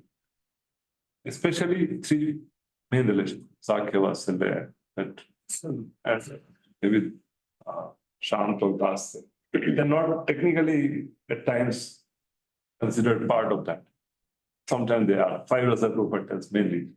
But Shantarati is called Rati only, it is not Rasa, it's Rati. Because there's no reciprocation on the inside. So Dasya, how is there? And then Sakyaras, Vasalya. So this prema bhakti, pure devotion, this leads to the 3 higher rasas. And the Pradhani Bhuta Bhakti, where the bhakti is the main thing, but there is some tinge of karma, some tinge of jnana, some tinge of yoga is also there. So more details are described in the Lord Kapila section. Here also in the purport he describes to some degree. So that can give rise to up to Rati, up to the level of attraction for the Lord. Shantarati. That means a person can attain some position in Vaikuntha, where he has no material desire and his appreciation for the Lord. But he has no active desire and activity to serve the Lord. Now, this is perfect in itself. This is a very big position. This is higher than attaining Ayurveda Mukti or Brahmajyoti or something. They're much higher than that. But still, compared to what we have been given by the mercy of Shri Chaitanya, this is quite lesser though. But when bhakti gets mixed with all these processes, that is where the destination lies. And when there is a guna bhuta bhakti, that means the gunas are prominent. Bhakti mishrit karma, bhakti mishrit jnana, bhakti mishrit yoga. So these processes are prominent, but the element of bhakti is mixed with them so that this process will give result. Otherwise, none of the process will give result ever. Bhakti is the only thing which gives result. Like a karam kanda. So you have to do some karam yoga, karam kanda to go to heaven first. Then also he has to worship Lord Vishnu. He has to be Shaligram Shila, he has to worship Lord Vishnu, he has to recite mantras for Lord Vishnu. But he's doing all that for making a sacrifice complete to go to heavenly plan. So this Gunavut Bhakti does not give rise to any transcendental position. It just gives the result. Karmis will go to heavenly plan, Jnanis will merge into Brahma Jyoti, Yogis will attain Siddhis. This does not lead to any transcendental position. Transcendental position is for Pradhani Bhuta Bhakti. Right? And the rasa, the loving reciprocation of the Lord is only for Prema Bhakti. So Mahaprabhu came to give this Prema Bhakti. Because in the very 4th chapter, the internal and external reasons for Lord appearances, see that. And Krishna is contemplating that the whole world is worshipping me with awe and reverence. Nobody is there coming in that mood of having a relationship of friendship or relationship of paternal love with me. So now I will come and give the living entity this chance. Because Mahaprabhu came to give that the beginning is Adho Shraddha, the pure devotion service is the only way. When we get into mix, that's why Prabhupada practically, whatever I have read in Bhagavatam, he never discusses about the goal of other process at all. Also, other acharyas have written. They have written very technically. Karma Mishrit Bhakti kahan jayega, Bhakti Mishrit Karma ka kya hoga. All technicalities are defined in Vishwajagata Thakur's Prabhupada. But Prabhupada never highlighted that. Why? Because people are already so confused. Already within the institution, they are so confused. This speaker is saying this speaker is saying that. जब करना है कि पढ़ना है, सेवा करना है, साधना करना है, हाँ, बुक डिस्ट्रीब्यूशन करना है, ज्ञान संकीर्तन करना है, इतना अभिनंदन ऑलरेडी है. और आप बता दो कि कर्म मिश्रित, भक्ति मिश्रित, दैट मिश्रित, तो और उसका खिचड़ी बन जाएगा. So Prabhupada never turned in detail, but these details are there in the purport to this particular words if you are interested. Again, read it to know that how without our knowledge we have been given the highest thing. It's just to know that what level of thing we are avoiding, just to know that. Not that we practice other inferior process, just to know that what is the superiority of the process that we've been given. So now he says that, oh, Vyasdev, you are freed from all sins, thus I have explained my birth and activities for self-realization as you asked. All this will be conducive for a personal satisfaction also. So Vyasdev asked the question and Narad Muni has completely satisfied them. And here he says Sarvam, I have told confidential knowledge. What is Sarvam? The appearance of Narada's Bhakti. How Narada's Bhakti appears. It types growth and result. Activities of the devotee. Destruction of prarabdha karma by the practice of devotion. How the devotee lives his body, achieving a spiritual body without karma. This is all rahasya because it is not understood by those who study Vedanta. The three things are Sarvam. Appearance of Narada's Bhakti, Bhakti types, as I told you.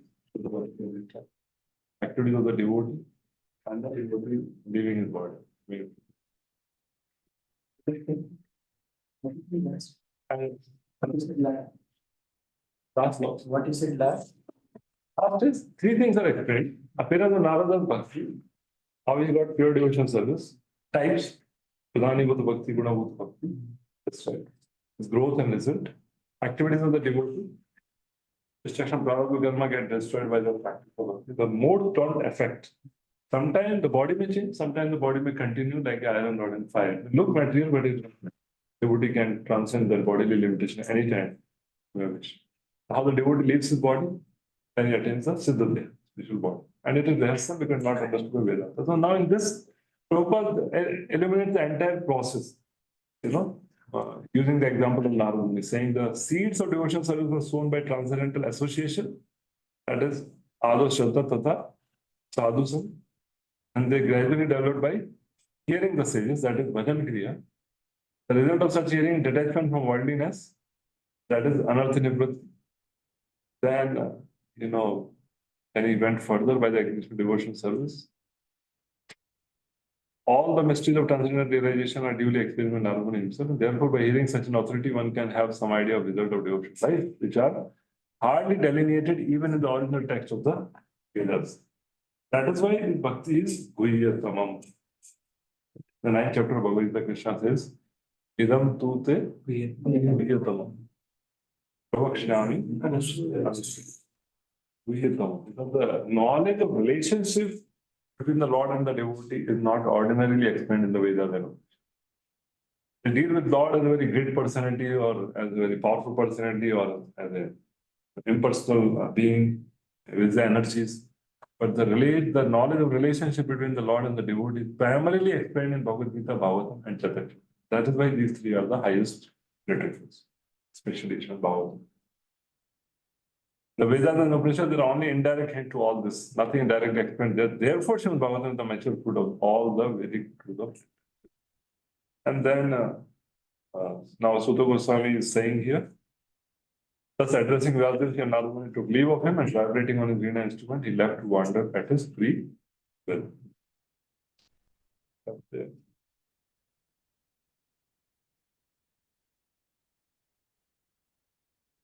So, Prabhupada highlights on the freedom of Narada Muni, how Narada Muni is full-fledged free soul. He can go anywhere, any part of the universe. And then he says there is no reason or obligation for traveling and no one can stop him from his free mood. Similarly, the transcendental system of devotion service is also free. That means bhakti is parad. It may or may not develop in a particular person even after he undergoes all the detailed formulas. Similarly, the association of devotees is also one may be fortunate to have it or one may not have it even after thousands of endings. Therefore, in all aspects of devotional service, freedom is the main pivot. Without freedom, there is no execution of devotional service. Freedom surrender to the Lord does not mean that the devotee is independent in every respect. Surrender unto the Lord through the transparent medium of Master is to attain complete freedom. And the last of all glory is the success to Narada Muni, because he glorifies the activities of the person he Godhead, and so doing he himself takes pleasure and also enlivens all the distressed souls of the universe. He himself becomes happy and enlivens all the distressed. We're saying that Narada Muni plays his instrument and glorifies the Lord. And the illusory energy is so powerful that even the hog feels happy living on this. No one can be truly happy within the material world. And Narada Muni, in order to enlighten the miserable and inhabitant wanderers everywhere. The mission is to get them back home, back to God. And that is the mission of all genuine devotees of the Lord, following the footsteps of that great sage. Thus, end the Bhakti, the purport of the first category, six chapters, the Srimad Bhagavatam, and titled Conversation between Narada and Vyasa. We have the time for break now. In minutes, 12:40 will meet again. Next chapter.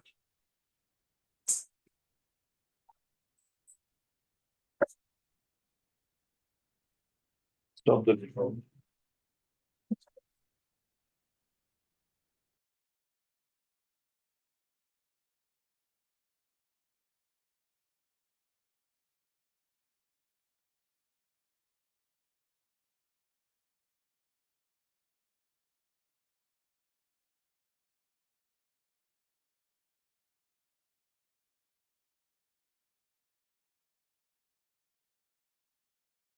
That is said first verse. Chanak Uvacha Nirgate Narade Sutta Badarayana Shrutavamstat Abhipretam Takin Sarvat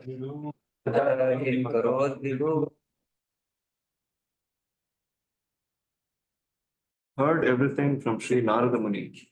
So after Narada's departure, what did Vyasadeva do? So Vyasadeva has inquired from Narada Muni that please tell, how did you practiced so that I can follow in your footsteps. He inquired with that intention. Narada told everything about his life, and now he has left. Now, what did Vyasadeva do?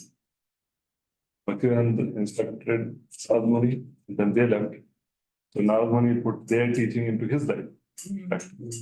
Inspired by him, now Vyasadeva is trying to follow in the footsteps of Narada. Now, the same spirit is inherited, but apparent manifestation is different with Vyasadeva is Narada Muni's disciple, doesn't mean that Vyasadeva also has a veena and he also goes there. Sitting in his skuti only and doing. But the spirit, the develop a taste for hearing and chanting the glories of the Lord and to share them with everyone. Janma sadhana kari karo Prabhupada. Same spirit, manifestation. Narada Muni's initiative Bhakti Vedantas. They were going place to place, they were not going from planet to planet, they were going, but they were also absorbed in their own practice and great enthusiasm for these people. So we have to understand this is the meaning of Parampara. Srila Prabhupada disciples will find that many devotees of many different things, many different projects they do. Same spirit. Intense practice, vigorous peace. That is the essence. Practice intensely, preach vigorously. Now, how do you do that? That is your personality. That is your personality, because within an institution, there is a lot of scope. It can be done in many, many different ways. Many, many different ways it can be done. People like Krishna and Prabhu, they will ask, 4 mala jada karo, 16 mala jada, ekadashi jada mala. They will ask and inspire people to chant more. And then, some personalities, like the Gauranga Darshan type of people will come then. They will, by their own presentation, they'll be able to inspire people to read Bhagavatam. Take people shelter of Bhagavatam. Some others may come, like Haldar Maharaj, they will say, Guru ka seva karo, kya karo, seva sadhana aur kuch nahi, bas.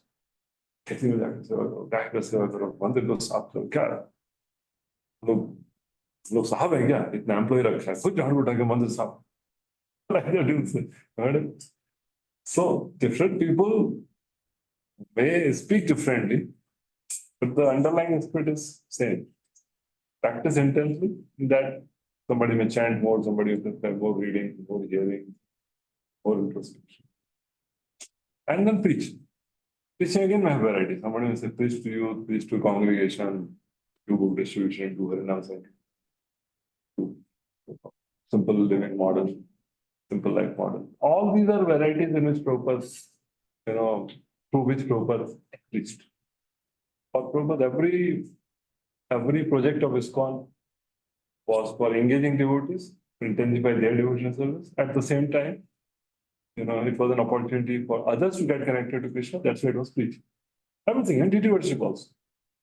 That's why Prabhu is not so rigid. There's a letter of Prabhupada where he says that if there are so many guests coming on Sunday afternoon, you can keep the altar open. The Sparta Brahmanas will faint. Because for that matter, 12 o'clock means 12 o'clock. 12:01 means you've fallen down. Prabhupada is a part of Bhagavad Gita. Lord will be happy to give a darshan to those people who have come to see him rather than just sleeping. Every day he's sleeping, he sleep. Somewhere on Monday he will sleep, not a problem. That's the spirit. The Lord has come, Lord has descended in his earthly form also for two reasons: for giving an opportunity to serve to his devotees, and an opportunity to get connected by darshan with outsiders, attract outsiders by his darshan. For what other people come to temple? Well, darshan. They may click photos, they may eat in Govinda, but primary perspective is darshan. That's why they ask darshan timing kya hai? Kab darshan ho? There are many other things, such secondary, but primary thing is darshan. So Vyasadeva acquired the same spirit, although apparently the activities look different. He was not traveling and preaching like Narada. But he has the same compassionate spirit of Narada, where he meditated on the passion of the Lord and then elaborated. Narada wrote only Narada Bhakti Sutra. Vyasadeva wrote. Sukadeva Goswami acquired same spirit. He just sat at one place and preached to Parishit Maharaj. Through him he preached to everyone. And then through Sukadeva Goswami, Sutta Goswami heard that and he made notes. And he was not even known that he's there in the assembly. There's no mention. The entire Sukadeva and Parikshit Samvad, nowhere is the mention of Sutta Goswami. It was just one sage sitting and hearing. But he acquired the same spirit. And then he's preaching to Swanagadi. Like that, the parampara continues. That's the parampara. So in this 7th chapter, Vyasa sees the meaning of all scripture while in trance. And the withdrawal of the Brahmastra, the punishment of Ashwatthama also. This is the chapter summary.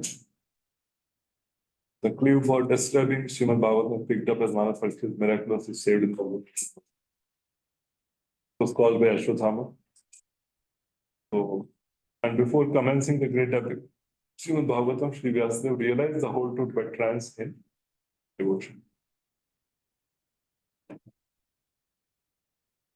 This is the purport, last chapter we are reading. Vyasadeva himself was a disciple of Naradaji and therefore it was natural to be an initiation. Here, what Narada did after initiation from this.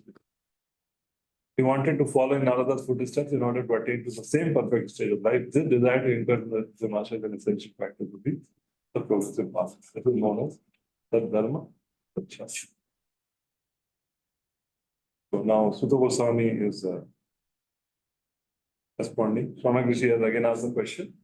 Now, Sutta Goswami is answering those questions. What is happening now? Okay, read. Sri Sut said, on the western bank of the river Saraswati, which is intimately related with the Vedas, there is a cottage for meditation at Samvipras, which enlivens the transcendental activities of the sages. So, Samyapras is a hermitage. It's like a resort for the sages at the bank of Saraswati.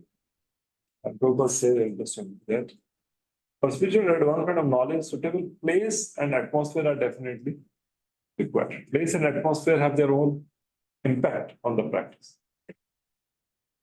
For the highly advanced people, they can preach anywhere. They can convert any place into Vaikuntha, because they are Tirtha fathers. They carry Tirthas because what is there? Lord resides in the Tirtha. They carry Lord in the heart. Because they're carrying Lord in the heart, then they also become Tirtha father.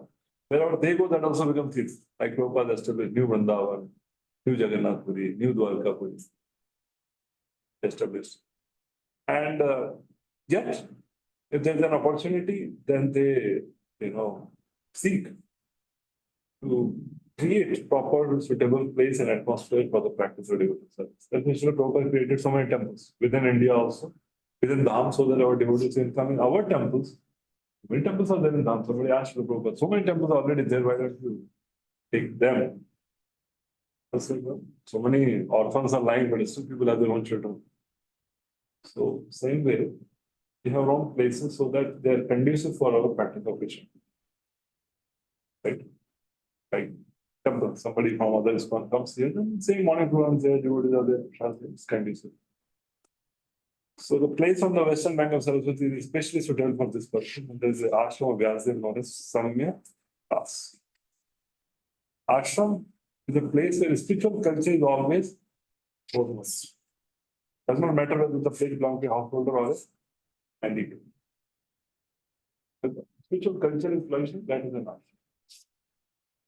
This means that spiritual culture is the common factor of all. Brahmachari, Grihastha, Vanprastha, Sannyasi all belong to the same mission of life, namely realization of the Supreme. Therefore, none of them are less important as far as spiritual culture is concerned. The difference is a matter of formality on the strength of renunciation.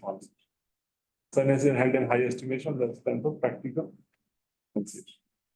They're all advanced, but still the sannyas ashram is given additional respect because of their practical renunciation. Advancement wise, they're all same. Detachment wise, they're all advanced. On practical renunciation, they accept voluntary austerities, simple like comparative. But Prabhupada is highlighting the point that ashram is a place of spiritual. That's the important thing. We are in Brahmachari ashram. Culture is prominent. It is not a corporate office, not a Gurukul hostel. Not like that. Not hostel life, it's not corporate life, it is ashram life. And that is the spiritual culture is common. What is the spiritual culture of Brahmachari ashram? Brahmachari, Guru, Gure, Vasantantu, Guru, Vitam, Acharan, Daspat, Vikho, Guru, Sudru. So, Acharan, Daspat. So, we have voluntarily joined here by our free will. Nobody forced us to be here. Joined by our free choice, by our free will. So that is why, because we have come by our free will, by our free choice, we should follow all the rules, regulations, whatever they. Right? What is forcing us to be here or brought us here by force? Voluntarily we came here knowing that this is a place which is very suitable for our spiritual growth. So that is why we should be very comfortable about following the norms and rules and regulations. And the Brahmachari ashram, submissiveness, accountability, obedience, these are very, very important characteristics and qualities. Brahmachari ashram is not so much characterized by performance, achievement, accomplishment. They may be appreciated here and there, but these are not the most important things. Most important things is being submissive, being obedient. And if one is that, then opportunity will keep on coming. Often discuss for one more shampoo. Very typical average, but because very consistent, very submissive, very accountable for whatever it is. So now you see he's getting opportunity to preach. Very rare opportunity, glorious opportunity, international opportunity to preach and spread Krishna and doing it so well. So if Brahmachari focuses on these qualities, then gradually, even if he lacks skills, still he'll get the empowerment to do a lot for the mission. But if Brahmachari focuses more on accomplished achievement and skills without getting into depth into these core qualities, then even after acquiring the skill and being very great performer, very accomplished person, still he'll feel dissatisfied in the heart and he will not find full satisfaction. He will remain unstable. In spite of, I don't want to give you examples for that, but so that's why Brahmachari ashram life should be focused on these qualities. No gossiping, no backbiting, no simple life, live simple. Live like not be childish, but be childlike. जो बोला है, जो बताया है, जो कहा. Individual guided, not that after PDC become independent. PDC is more rigid, like more planned, organized guidance, but after PDC also we all have certain framework in which you work. Like now it's everyone has to go for it. We are trying to serve him only, through all our services. So if this is go for it, now we go for it. But he's not telling us to go for 8 hours a day. That is the norm. Delhi, I was inquiring. They have around 130 brahmacharis only. 21 brahmacharis are dedicated for bus party. Each time the bus goes for not less than 2 months. We can't imagine such 2 months on bus, leaving the ashram, temple, shravan, festivals, guests, speakers, hostility. That's the norm there. So our things are not so tough. So one should work on these qualities. Discipline, submissiveness, obedience, accountability. These qualities are cultivated in the beginning of our ashram life. Then this is strong foundation. Then the building can go many heights, whatever Lord desires. Whatever we are able to do, we find satisfaction. What can empower us to whatever He wishes. But we not focus on these core things, foundational things, and get into other sources. Skills and speaking and I really get what's name. We try to make a building without a proper foundation, it not be sustained. A person interaction with the devotees was very popular also, including like Vaibahav. Somehow, Vaibahav is of course senior, but because he's from Pune and before he became celebrity, he was quite excessive. Come to Pune also a few times. And now we are of course like similar joining, similar period. So they're all very stably situated in their Western qualities, their submissiveness to the spiritual master, their morning sadhana. They're all very well situated. That's how they can take up that road. People only see the external thing, normally like don't see the other part of their purity and sadhana because there is so many troubles. So we should try to do whatever best we can do as per the need of the mission and for the guidance, not get carried away by that, focus on the core qualities of the brahmacharya ashram and the culture. Brahmachari, Guru Kule was stayed in the shelter of the Guru. And what is the Acharan Daswati? He is ready to do any meaningful service. Whatever comes up, he does it. Preaching comes up, preaching it does it. Maintenance comes, maintenance he does it. Sharan serving, book distribution. Whatever comes up, he does it. That's all. He doesn't have that I will do this, I will not do this, I like to do this. Well, we may have liking if we are, we are given what we like to do well and good. If we are told to do something which may not have very natural liking, we still do it because it's for Krishna ultimately. We'll never rise not our liking if we don't practice doing things heartily for the pleasure of Krishna. That's pure devotion service. Shuddha Bhakti. Otherwise, we remain into Karma Vishnu Bhakti only, then we will not get prema at all. People don't know the science. People think just by doing anything, everything, reading this, reading here, going this place and doing this parikrama, taking bath here, they'll get prema. No. Prema is the property of only pure devotees of the Lord. Shuddha Bhakti, love for the Lord, that reside in the heart of Shuddha Bhaktas, pure devotees. And that is why Shuddha Bhakta Charan Renu Bhajananu. Bhakta Seva Param Siddhi Prema Latika. That is given. Tumhara Hriday Sada Govinda Vishra. What song we were singing today morning? Amito Kangal, Krishna Krishna. Krishna said, Tumhara Krishna Dite Par. That is the Siddhant.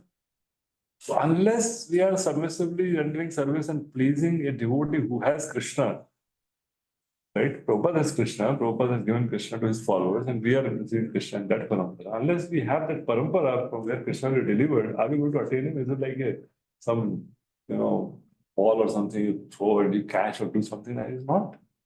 This comes from a disciplic succession. So that is why independent mindedness, whimsical mindedness, these things don't work in Bhakti. Apparently, they may be impressive. People may get impressed. We also may feel we are making advance. Actually, they all perish. So many things. From Pune, only so many people have gone. In the early days.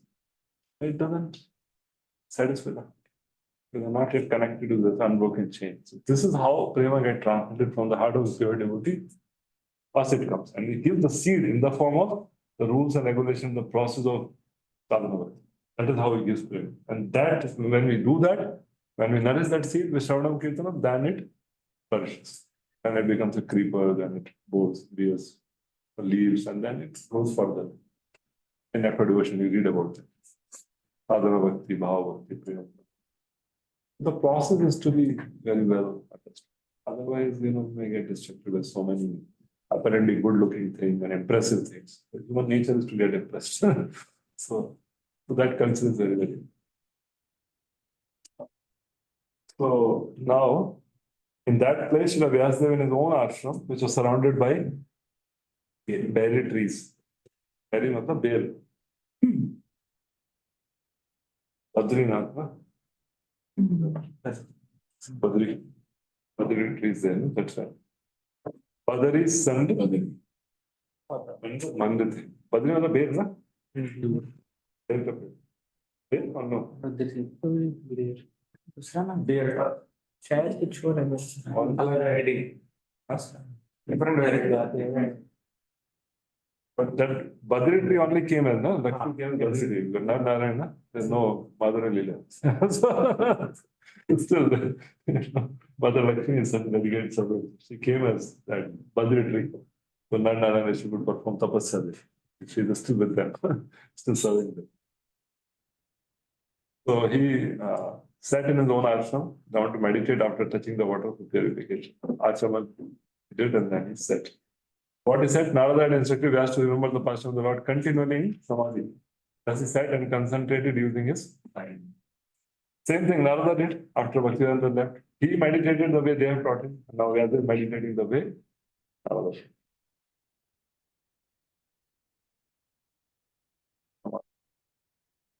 Now what happens now? Now in these 3 verses, the description is given that what Vyasadeva saw in the meditation.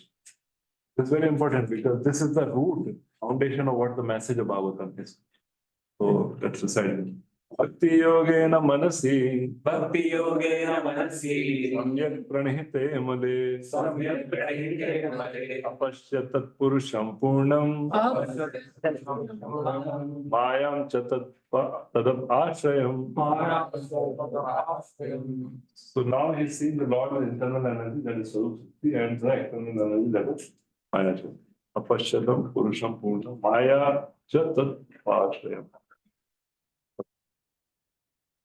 Thus, he fixed his mind, perfectly engaging it by linking it in devotional service, Bhakti Yoga, without any tinge of materialism. And thus, he saw the absolute personality of Godhead along with his external energy, which was under full control. Yeah. So he saw Krishna with his energies and his spiritual expansion, and also saw Maya, who took shelter behind the Lord. He's the shadow of the Lord. Chaya vayasya vivanani vivarti durga. Chaya is behind. When you see the person from the front, you see the chaya there. So mind was purified by Bhakti, Bhakti Yogena Male. He saw the perfect form of Purusha. This means Krishna, because Krishna Parama Purusha is, later he will say.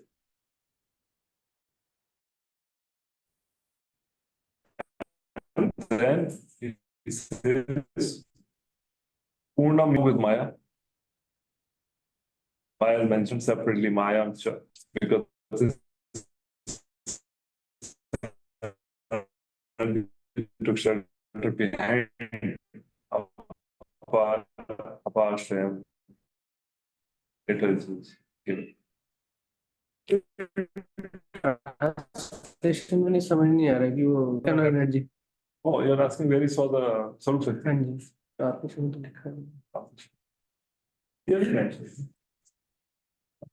The word Purnam, Krishnadev Thakur is writing.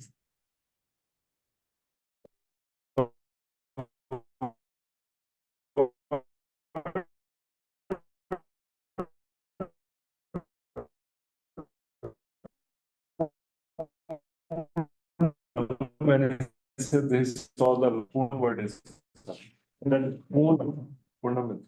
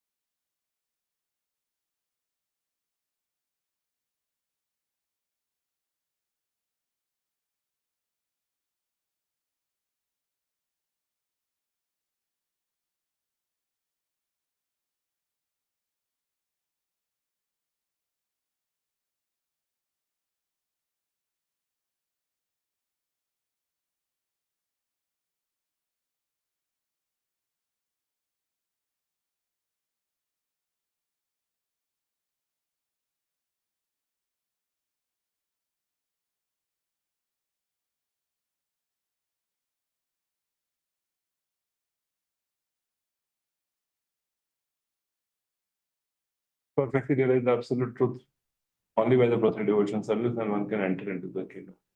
Satyama Vijana. Asyama vijanati yavaneshati tattvatam. Then that is the words. Imperfect realization means personal Brahman or local.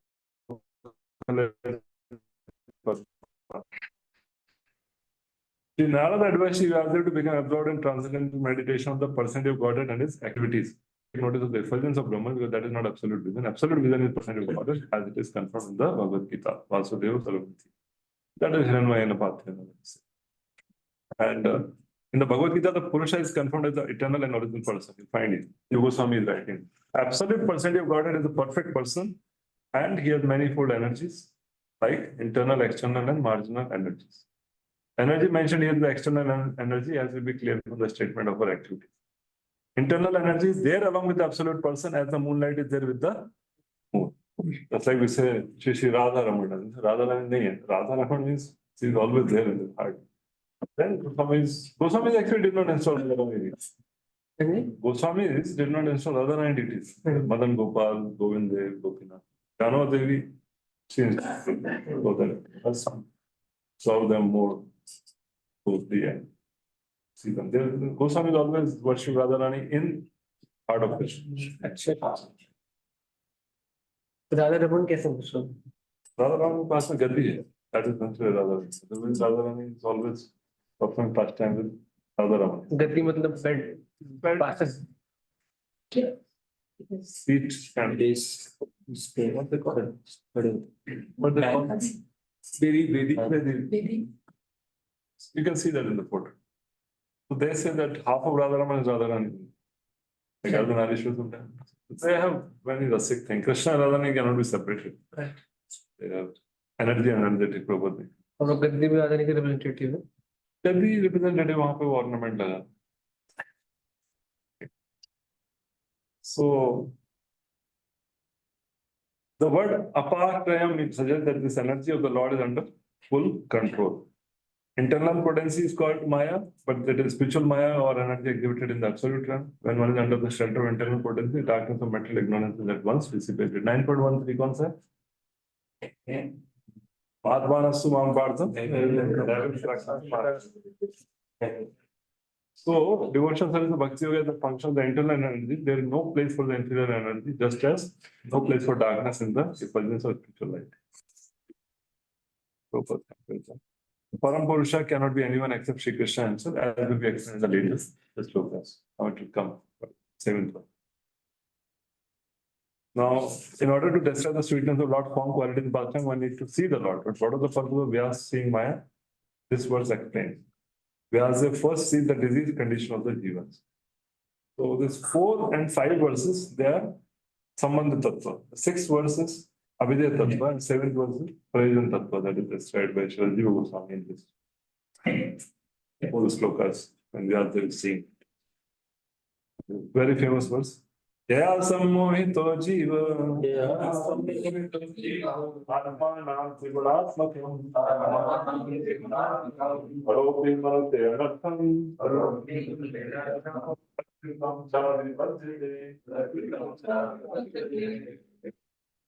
Due to this external energy, the living entity, altogether transcendental, he includes a material nature, thinks of himself as a material product and thus undergoes the reaction of material release. So, this is also another often asked question. Fact, frequently asked question. Living entity is beyond the modes, it's purely spiritual in Satchidananda. How and when it comes under the control of this illusory potency and how it can be so forgetful? लगता ही नहीं है कि महात्मा है. तो सुनने के बाद भी इतना करने के बाद भी ऐसा फील नहीं आता कि आत्मा है. बॉडी उसकी इतना जकड़ के पकड़ के रखा. So now Vyasadeva is defining due to this external energy. Maya Shakti जो देखा apart from that means that it is fully under the control of the Lord, but he saw that energy, and because of that energy, living entity, although transcendental to the 3 modes, thinks of himself as a material product and thus undergoes the reaction of material misery. That is not. What are the purpose of Vyas seeing Maya? This was saying. How can Jiva afflicted by the material disease?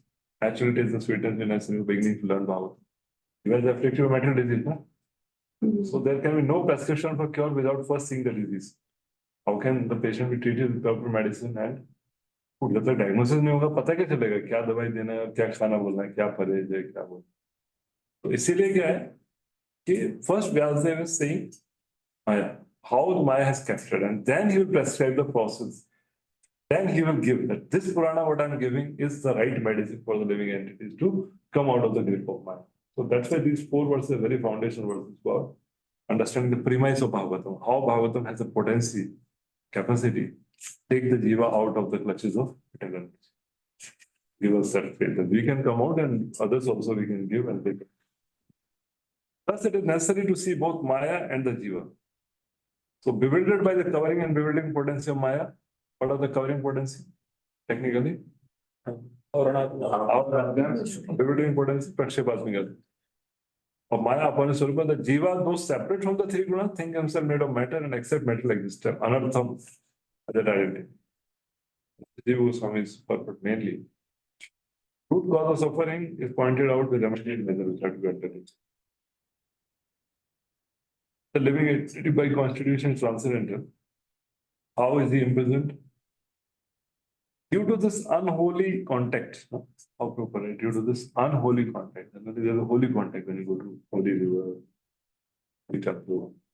holy river. But due to this unholy contact, the pure spiritual entity suffers mental miseries under the force of material nature. The living entity misunderstands himself to be a material product. This means that the present perverted way of thinking, feeling, and willing in the material condition is not natural for natural nahi hai. But he has a normal way of thinking, feeling. Living being in his original state is not without thinking, feeling, willing, power. There, but now because of conditioning, this looks natural. Just like we give the example that somebody undergoes an accident, fracture happens. So then the hand or the leg is put into the cast. And has to carry it like this one. So for 6 weeks carrying like this. And after now we remove the cast. The cast was not natural there, it was there as a temporary thing. It was a covering. But then because of just 6 weeks, can you just imagine like that and start playing? You can't do that. It will not be sustained. Again, you have to do physiotherapy. Do it like this. First day you do this. Second day you do like this, straight. Third day you do like this. Or 2 months of physiotherapy. 2 months of putting the hand in cast requires 2 months of physiotherapy to bring it to normal. How long have we been covered by Maya? Time memory. Anadir Bahir Mo. Is that words? Anadi Karam Phale. That is one song. And then words is also there, na? Krishna Bhuli Gela. Anadi Bahir. Jeev Krishna Bhagavancha Kare. Atayo Maya Tha. Deputy It's a long condition. So we should not wonder, इतना शरणागत किया, इतना प्रसाद खाया, इतना बार फूल घुमाया, इतना बार प्रणाम किया, इतना बार धाम में गया, इतना बार सेविंग किया, इतना बार क्या क्योंकि कितना कंडीशनिंग है, फिजियोथेरेपी चल रहा है, फूल घुमाओ, दंडोत करो, all physiotherapy, all the 64 items of devotional service are just physiotherapy to bring us back what we naturally do.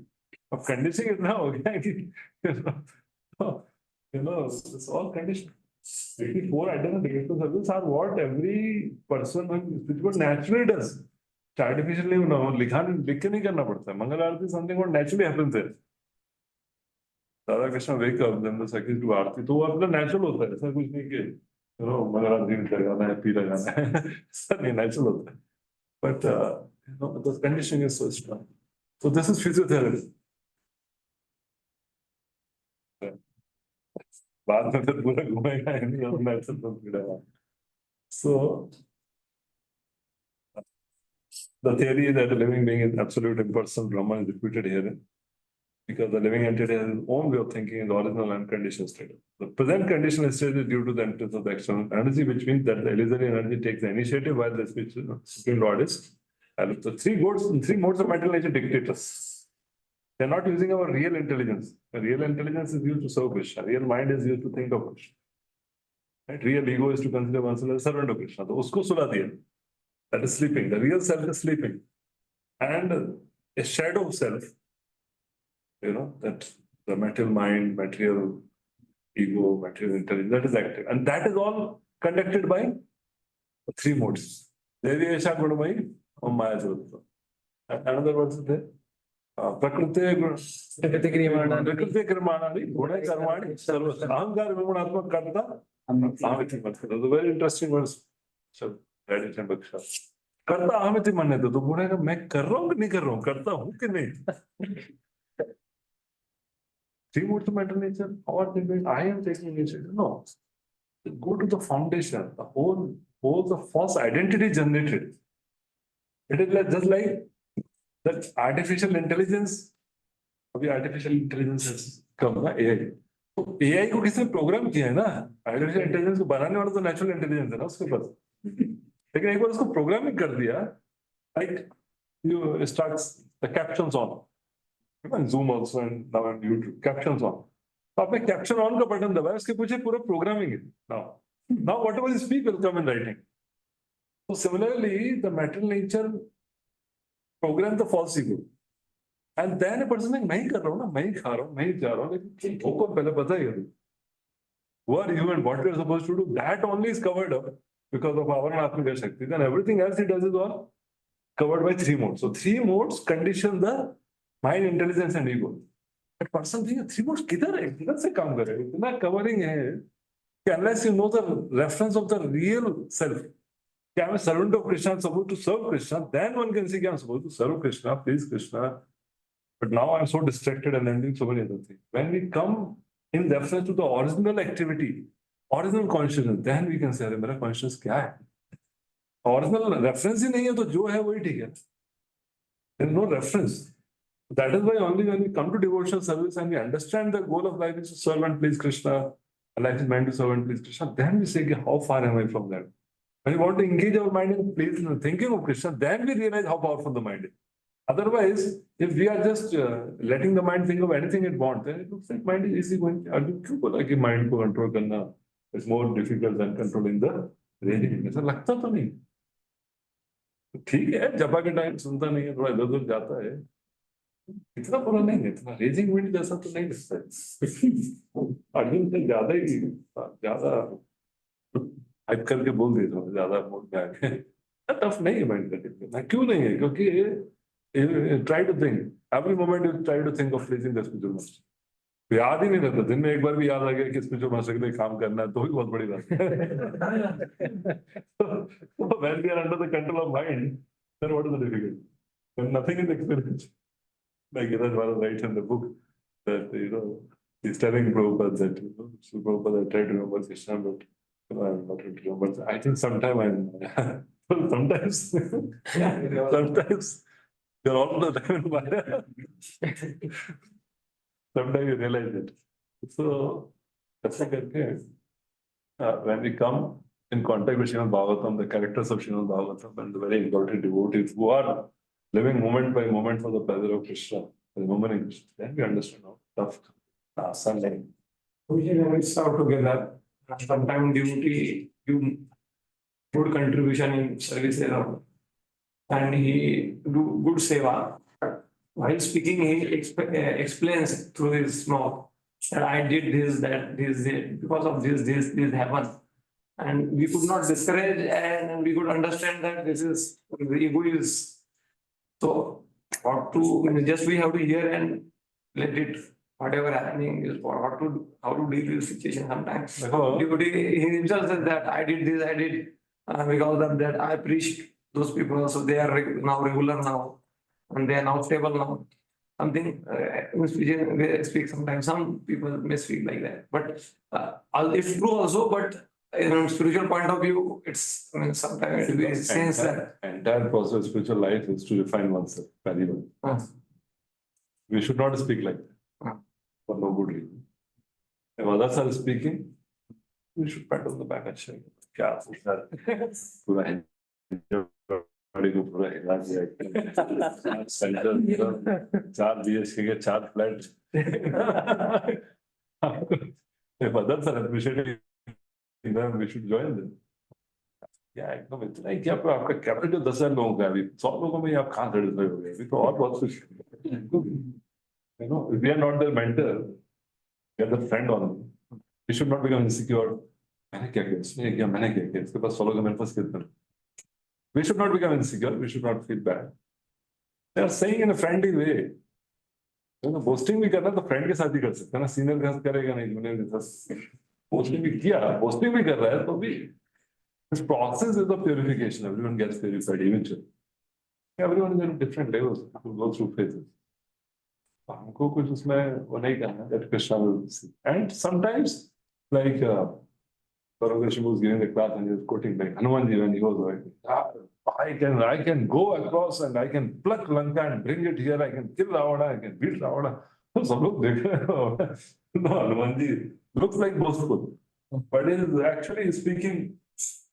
That all this is possible by the mercy of Lord Rama. Mood was not like that, but in that period he was speaking like those words to boost the enthusiasm of all the people. But the same Ravana, same Hanuman, when he is inquired by Ravana, who are you? He said, I am the most insignificant of the monkeys in the army of Sugriva. Everyone else is at least like me or more than me. So you can imagine what kind of. So he was not boastful, but he was doing that to encourage that, you know, मैंने इतना किया तो, you know, just to boost them because they were at the verge of committing suicide, all the monkeys. So sometimes a person, maybe his consciousness, maybe just to share what all good things are happening through him as an instrument, maybe. Maybe he has some false ego, but whatever is there, that Krishna will take care. We can just appreciate and encourage him more, not have any problem. Unless we are mentor and counselor or guide, then you have to talk and say you're not so good. Because anybody who glorifies himself, he loses the credit of all those things. Doesn't get the benefit. It's said in the Shastra. So for us, it's all good. Somebody said, "Can you also add 2, 3 more things?" Because वो भूल गए वो उस program वो program का बोला नहीं उसके बोल. We should not be insecure. Man, when somebody else speaks, we become insecure saying, "मेरा life में क्या है? मैंने क्या किया? ये इतना इसने इतना किया तो मैं बेकार हो गया." ऐसा नहीं. So we should not glorify ourselves. That is the lesson we learn. And if we have to speak about oneself in the mode of service, sometimes it's required for, you know, the thing Hanuman is saying. मेरे जैसा बंदर कर सकता है तो आप लोग से इतना मान. Sometimes somebody may say, in a very great mode of humility, that Lord can use an insignificant person like me as an instrument to do this much. All of you are more qualified and do so much. So that may be the mood also. So because we don't know what is the intention behind it, we just hear it and we add appreciation and we don't become insecure and we don't have to immediately correct also. We don't have that. So in the conditioned stage, illusory energy takes the initiative, means that illusory energy covers up the ego. So from the basic only, everything goes wrong.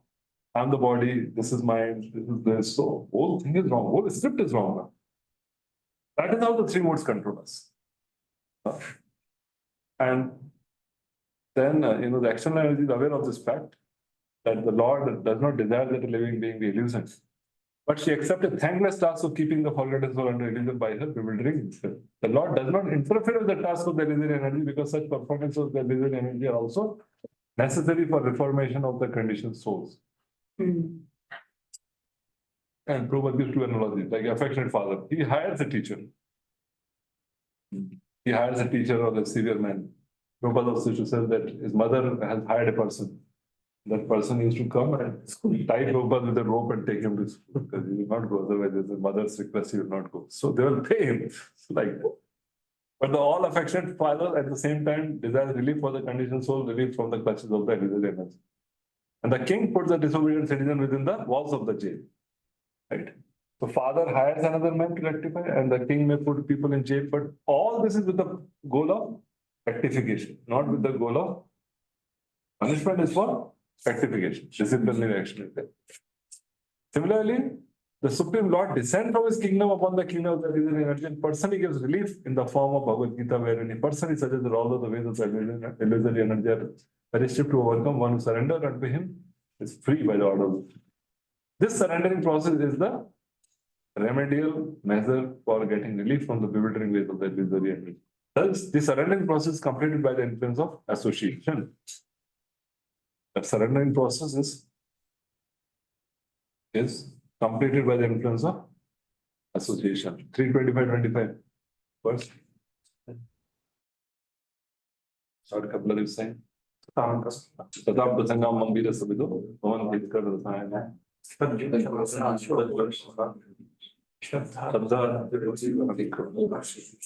The Lord has suggested, therefore, that by the influence of the speeches of 70 persons who realize the supreme man are engaged in his transcendental life. The conditions will get a taste for hearing about the Lord, and by such hearing only gradually elevated to the platform of respect, devotion, and attachment for the Lord. The whole thing is completed by the surrendering process. And here the same suggestion made by the Lord in his incarnation of Vyasadeva. This means that the conditioned souls are being reclaimed by the Lord both ways, namely by the process of punishment by the external energy of the Lord.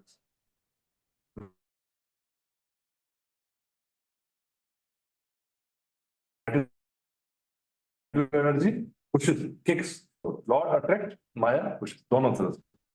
गाड़ी एक धक्का मारता है, खींचता है. कभी होता है ना, सारे अटक जाता है. पीछे चार लोग धक्का मारते हैं, आगे भी कभी रस्सी बांध के खींचता है. ऐसा होता है. In the Lord Jagannath, I mean, Lord Chaitanya time, the Rath got stuck up. So, from front, there was the Palwan was pulling, and then the elephant was pulling. Then the elephant was pulling, and Palwan was pushing. And Mahaprabhu said, the part out. So then Mahaprabhu gave the rope in the hand of the devotees, and he went behind, and he put his head and pushed. Push and pull. So Jiva is there. So, and Maya pushes, kicks, and God attracts. Both ways, two ways. And here I was saying, within the heart of every living being, the Lord himself as the super soul becomes the spiritual master, Chaitya Guru. And from without, he becomes the spiritual master in the shape of scriptures, saints, and the initiator, spiritual master, Shastra, Sadhu, and Diksha. This is more experimental access.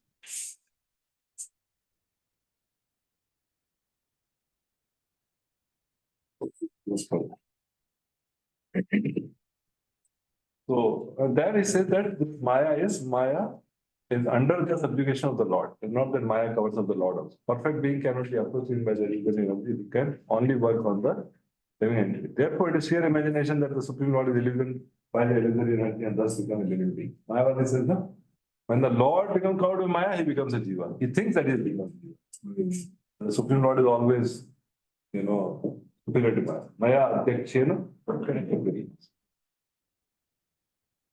and he said, if Lord and Maya would have been one, it would have been quite possible for Vyasadeva to see it. There would have been no question of material distress on the part of a living being. So there are so many unscrupulous imagination on the part of the monist.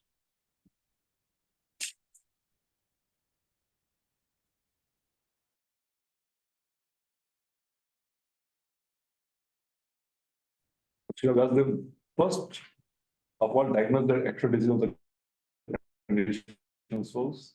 That is, they're being that both the disease condition and also the cause of the disease. And the remedial measures are suggested in the next verse. For the next verse.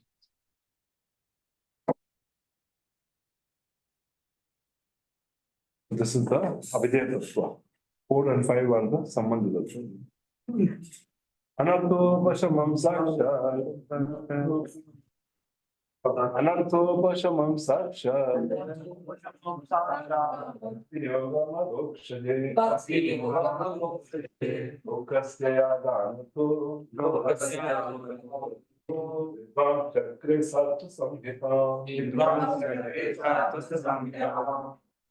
Material miseries of the living entity, which are superfluous to him, can be directly mitigated by the linking process of devotional service.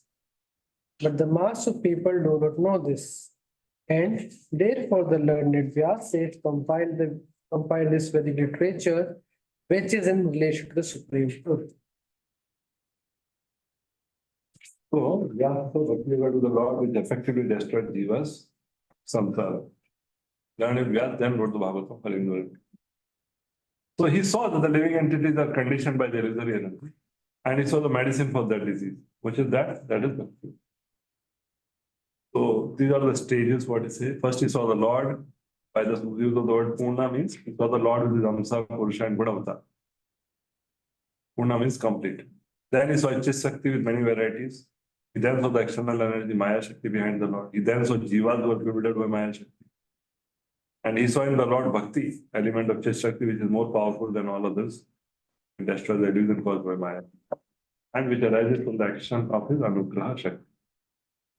Having seen all this, he then wrote the Western scripture called Srimad Bhagavatam, which reveals all of this for the ignorant people. This is all the vision of Vyasadeva, the foundation for writing this. So this is like anomalies है ना fourth chapter जो दास देखने की कलियुग लोग क्या क्या है हाँ वो देखें वो भी लिखे थे लेकिन इसके बाद ये सेकंड विजन है उस टाइम भी देखा उन्होंने but this time he could see the anomalies of Kali Yuga. He could see the effect of the disease. What will Kali Yuga people go through? So he wrote that. Actually, he wrote Bhagavatam that time also, but he did not elaborately wrote. He prescribed कि बाकी सब भी है ये भी है. Now after meeting Narad Muni, he got convinced कि यही है ये वो होए. बाकी everything else is waste. Like Hare Nam, Hare Nam, Hare Nam, Eva Kyeva. His holy name was there in all the ages also. But in Kali Yuga, other things won't work. Hello, Nastiv, Nastiv, Nastiv, Karma Yuga, Nastiv, Jnana Yuga, Nastiv, Ashtanga Yuga, Nastiv. Other things not work. That time also he gave Bhagavatam, he glorified the Lord, but it was small, it was a part of it.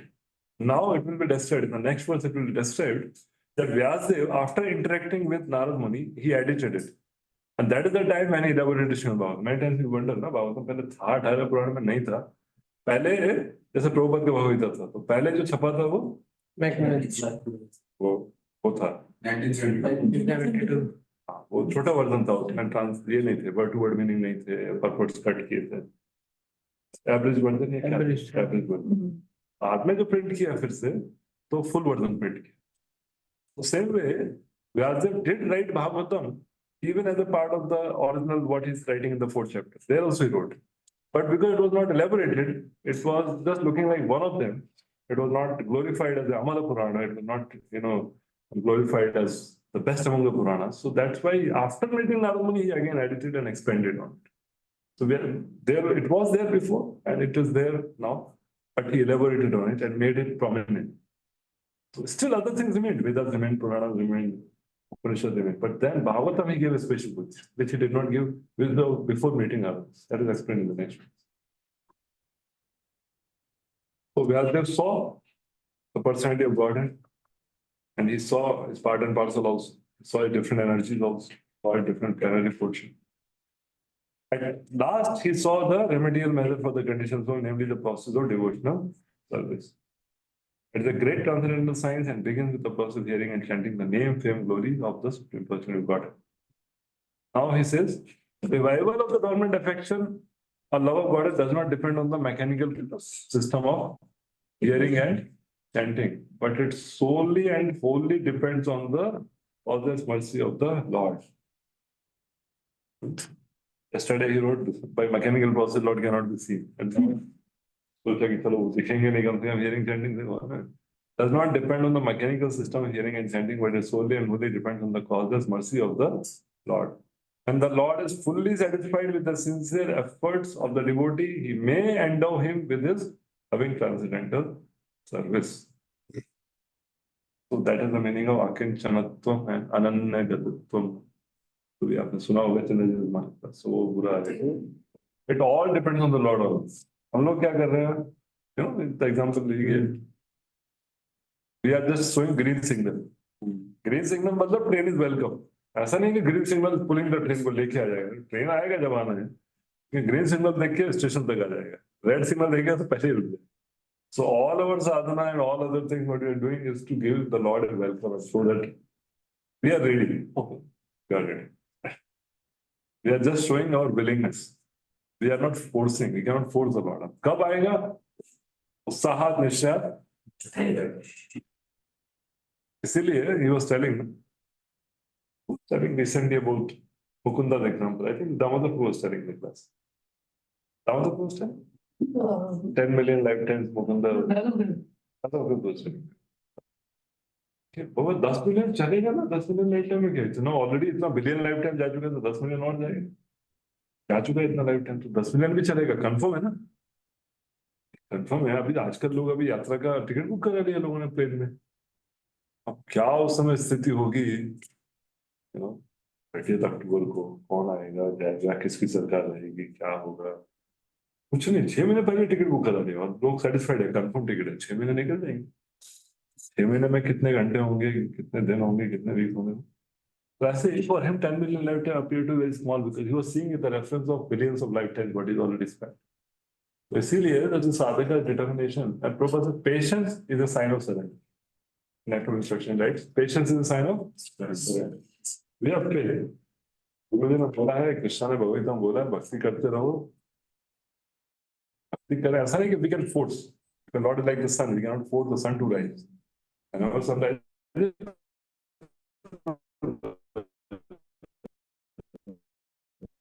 But someday, we mechanical system Shravan Kirtan. And another word is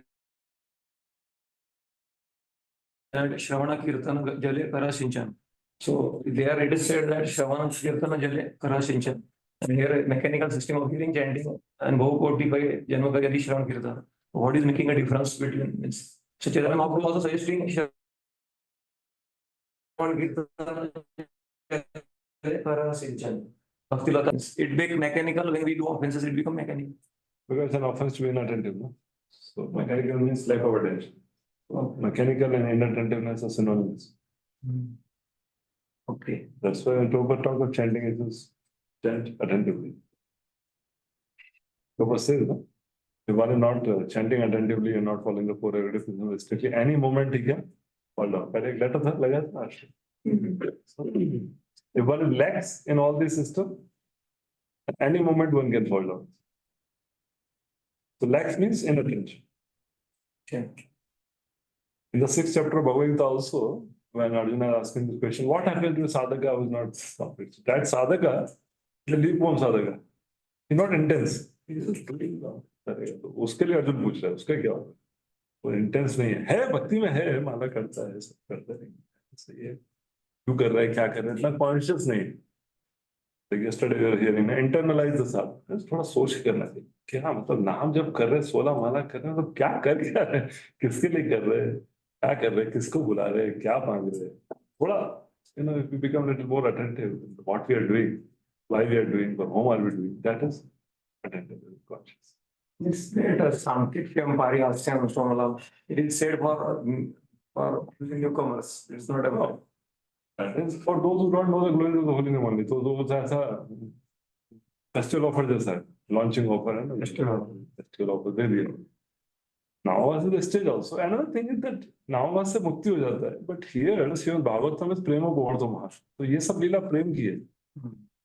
This is all required of प्रेम। मुक्ति के लिए तो एक बार नाम ले लिया किसी ने, तो मुक्त कर दिया आपने। जहाँ जहाँ हरिनाम पार्टी जाता है और कोई ऐसा शराब का बोतल लेके हरे कृष्णा बोल देता है, हो गया, वो मुक्त हो गया। Don't doubt it, 6th canto writes a long commentary. One should not doubt it, उसका नाम अपराध हो जाएगा। इसीलिए आपने देखा ना, वेस्ट में जाके बोलते हैं से गौरंगा, वो व्यक्ति पता चलता है क्या होगा, वो गौरंगा बोलता है, गौरंग, तो एक बार ये गौरंग के नाम लो, सारा है प्रेम होता है। तो एक बार किसी ने बोल दिया भगवान का नाम without offence, in this life और offences are previous life offence, offences का भी अकाउंट चलता है सत्संग।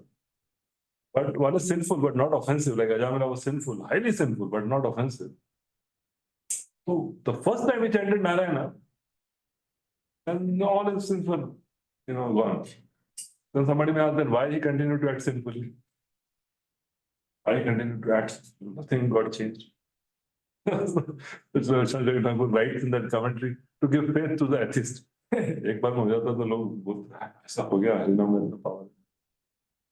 The devotees will understand from Shastra that Abhinay has that power, but the atheist will say, "Oh, the नाम ले रहा था, फिर भी पाप कर रहा था। नाम से क्या हो? नाम से होता है। First time he chanted the holy name, he was freed from all sins.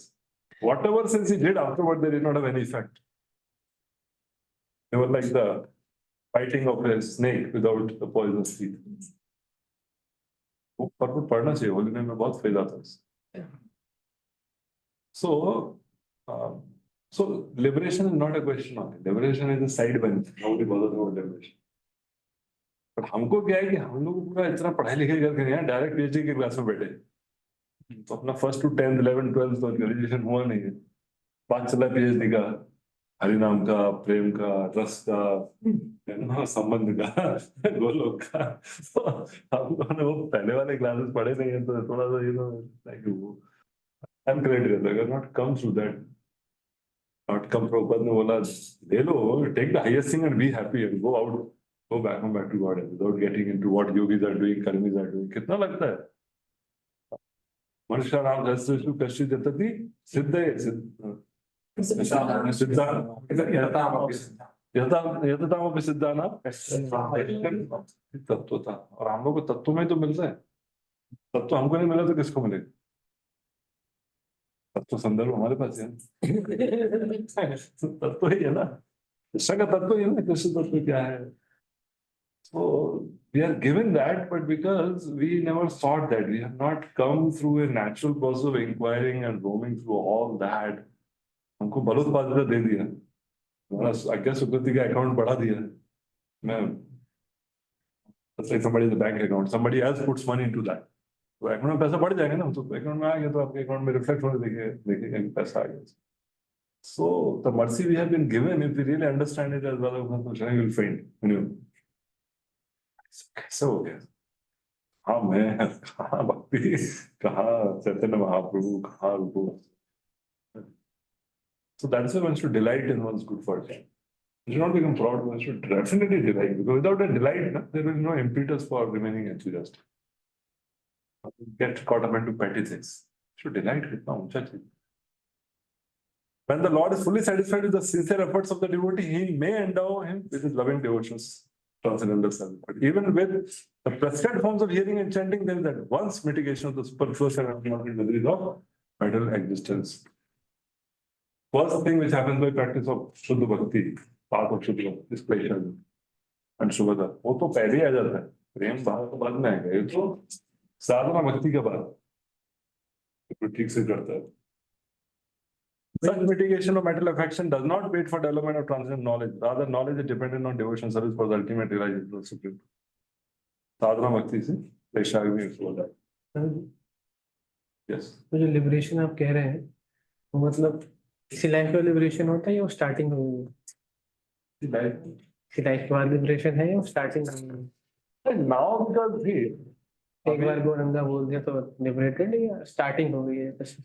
मतलब ये है कि वो एग्जाम्पल कि वो दिल्ली चले गए बट अभी बाहर ही निकले ऐसा, लेकिन दिल्ली चले गए ऐसा करके, तो इसका मतलब क्या? Generally what will happen is that person will get further association of devotees and will walk on the path of attaining love for the Lord gradually. That path is open. He becomes free from all the sinful activities and reaction of sinful activities. And because that has happened, that's why he comes in touch with the devotees and becomes a devotee. Either now or later. He has walked in a way, now he is enrolled in the school of Bhakti. भक्ति वाला bank account खुल गया। हाँ, भक्ति वाला bank account खुल गया। So material वाला जो part है उसका misery, suffering, that is there. Apparently, it's not that immediately, instantly we see the change, but that is all there as Shankar says, to give faith to the people, to the atheistic minded people. देखो अपने दिया लेकिन कुछ हुआ नहीं. Actually, you're free, and all the sinful activities does not affect. The reaction does not affect. The Lord takes him under his fold, and he gives him protection. Because once he chanted, and that's chanted in Namavas, not like that. So that's why the main problem what comes is who is free from offenses. If one is free from offenses, then Srila Vishnu Thakur says that Nama Grahanam Vaikuntha Arohanam. There are only two stages. Chant the name and you go to Vaikuntha. Nothing else with between. Nama Grahanam Vaikuntha Arohanam. But the offenses are also very deep and they are also a life after life. That means in this lifetime one may not have previous life offenses. So वो भी रहता है, इसलिए हो रहता है. But the philosophical truth is that if there are no offenses, you chant the holy name and all the things are destroyed and he can go to Vaikuntha and up to as per what I interact with Prabhu Maharaj. And he may attain the Shantrati. प्रेम के लिए तो कसरत करनी पड़ती, पर शांत रति मिलेगा आराम से. मेटेरियल डिजाइन नहीं रहेगा, भगवान को भी अप्रिशिएशन रहेगा. Okay, compared to a dynamic, interaction and reciprocation with the Supreme Lord and serving Him out of love and devotion, even Shastra is something lesser. I'm not saying superior is there, but lesser. So Mahaprabhu's mercy is that he has come to deliver prema. That is point has to be highlighted. That is the Mahavadam. Not come to offer liberation. Liberation तो हर एक में आता है, जो भी भगवान को देख लेता है, भगवान मार भी देता है तो लिबरेट होता है. अब नरसिंह देव आए, नरसिंह ने जितने लोगों को चिढ़ कर ना, सबका liberation activities are just right. No more effect of karma. Account is clear. गुण भक्ति कर रहे हो, भगवान का नाम तो ले ही रहे. हाँ, so that bhakti will not produce pure devotion. कहीं ना कहीं उनको भी लिबरेशन मिलेगा फ्यूचर में. नहीं, because they are using bhakti as a tool. So Bhakti Devi can give them liberation, but they will give them the desired result because they are desiring that result by using bhakti. So Bhakti Devi become displeased with them, but still awards them that result, not devotion. और जिसने एक बार गौरंगा बोल दिया तो वो innocent है, पता नहीं क्या बोला, क्या बोला, उसका बेनिफिट ज्यादा है. हाँ. उसका बेनिफिट ज्यादा है as compared to a smarta brahmana who is saying, Om Vishnave Namaha Idam Namaha, because he is doing fruitively, he is doing the desired result. इसने बोला his path of pure devotion is over because of that now. So these are all intricate things, but one thing is that whenever we are chanting and making other chants, we are doing the greatest benediction. We work for that. So now we will discuss tomorrow, 7th onward, and see if we can complete the verse chapter tomorrow. Because there is Atma Nama similar in that verse. After that, that's the fast time we start, then there's the storyline. There are also Draupadi and Bhima and Krishna. Quite interesting. And Krishna orders Arjuna that he kill him. Krishna disobeys. Kill Arjuna. पकड़ा ना? तभी बोला मार दो उसको. कैमरे ले जाने की क्या जरूरत है? अभी मार. मार जाके डिसाइड कर. माता जी को पूछ के कर. Anyway, discuss it tomorrow. This is the present tattva. In order to make the present clear, in order to indicate that the Purna Purusha is the Sarupa of Krishna, we ask another realization Samadhi through indicating the result of studying the Purana.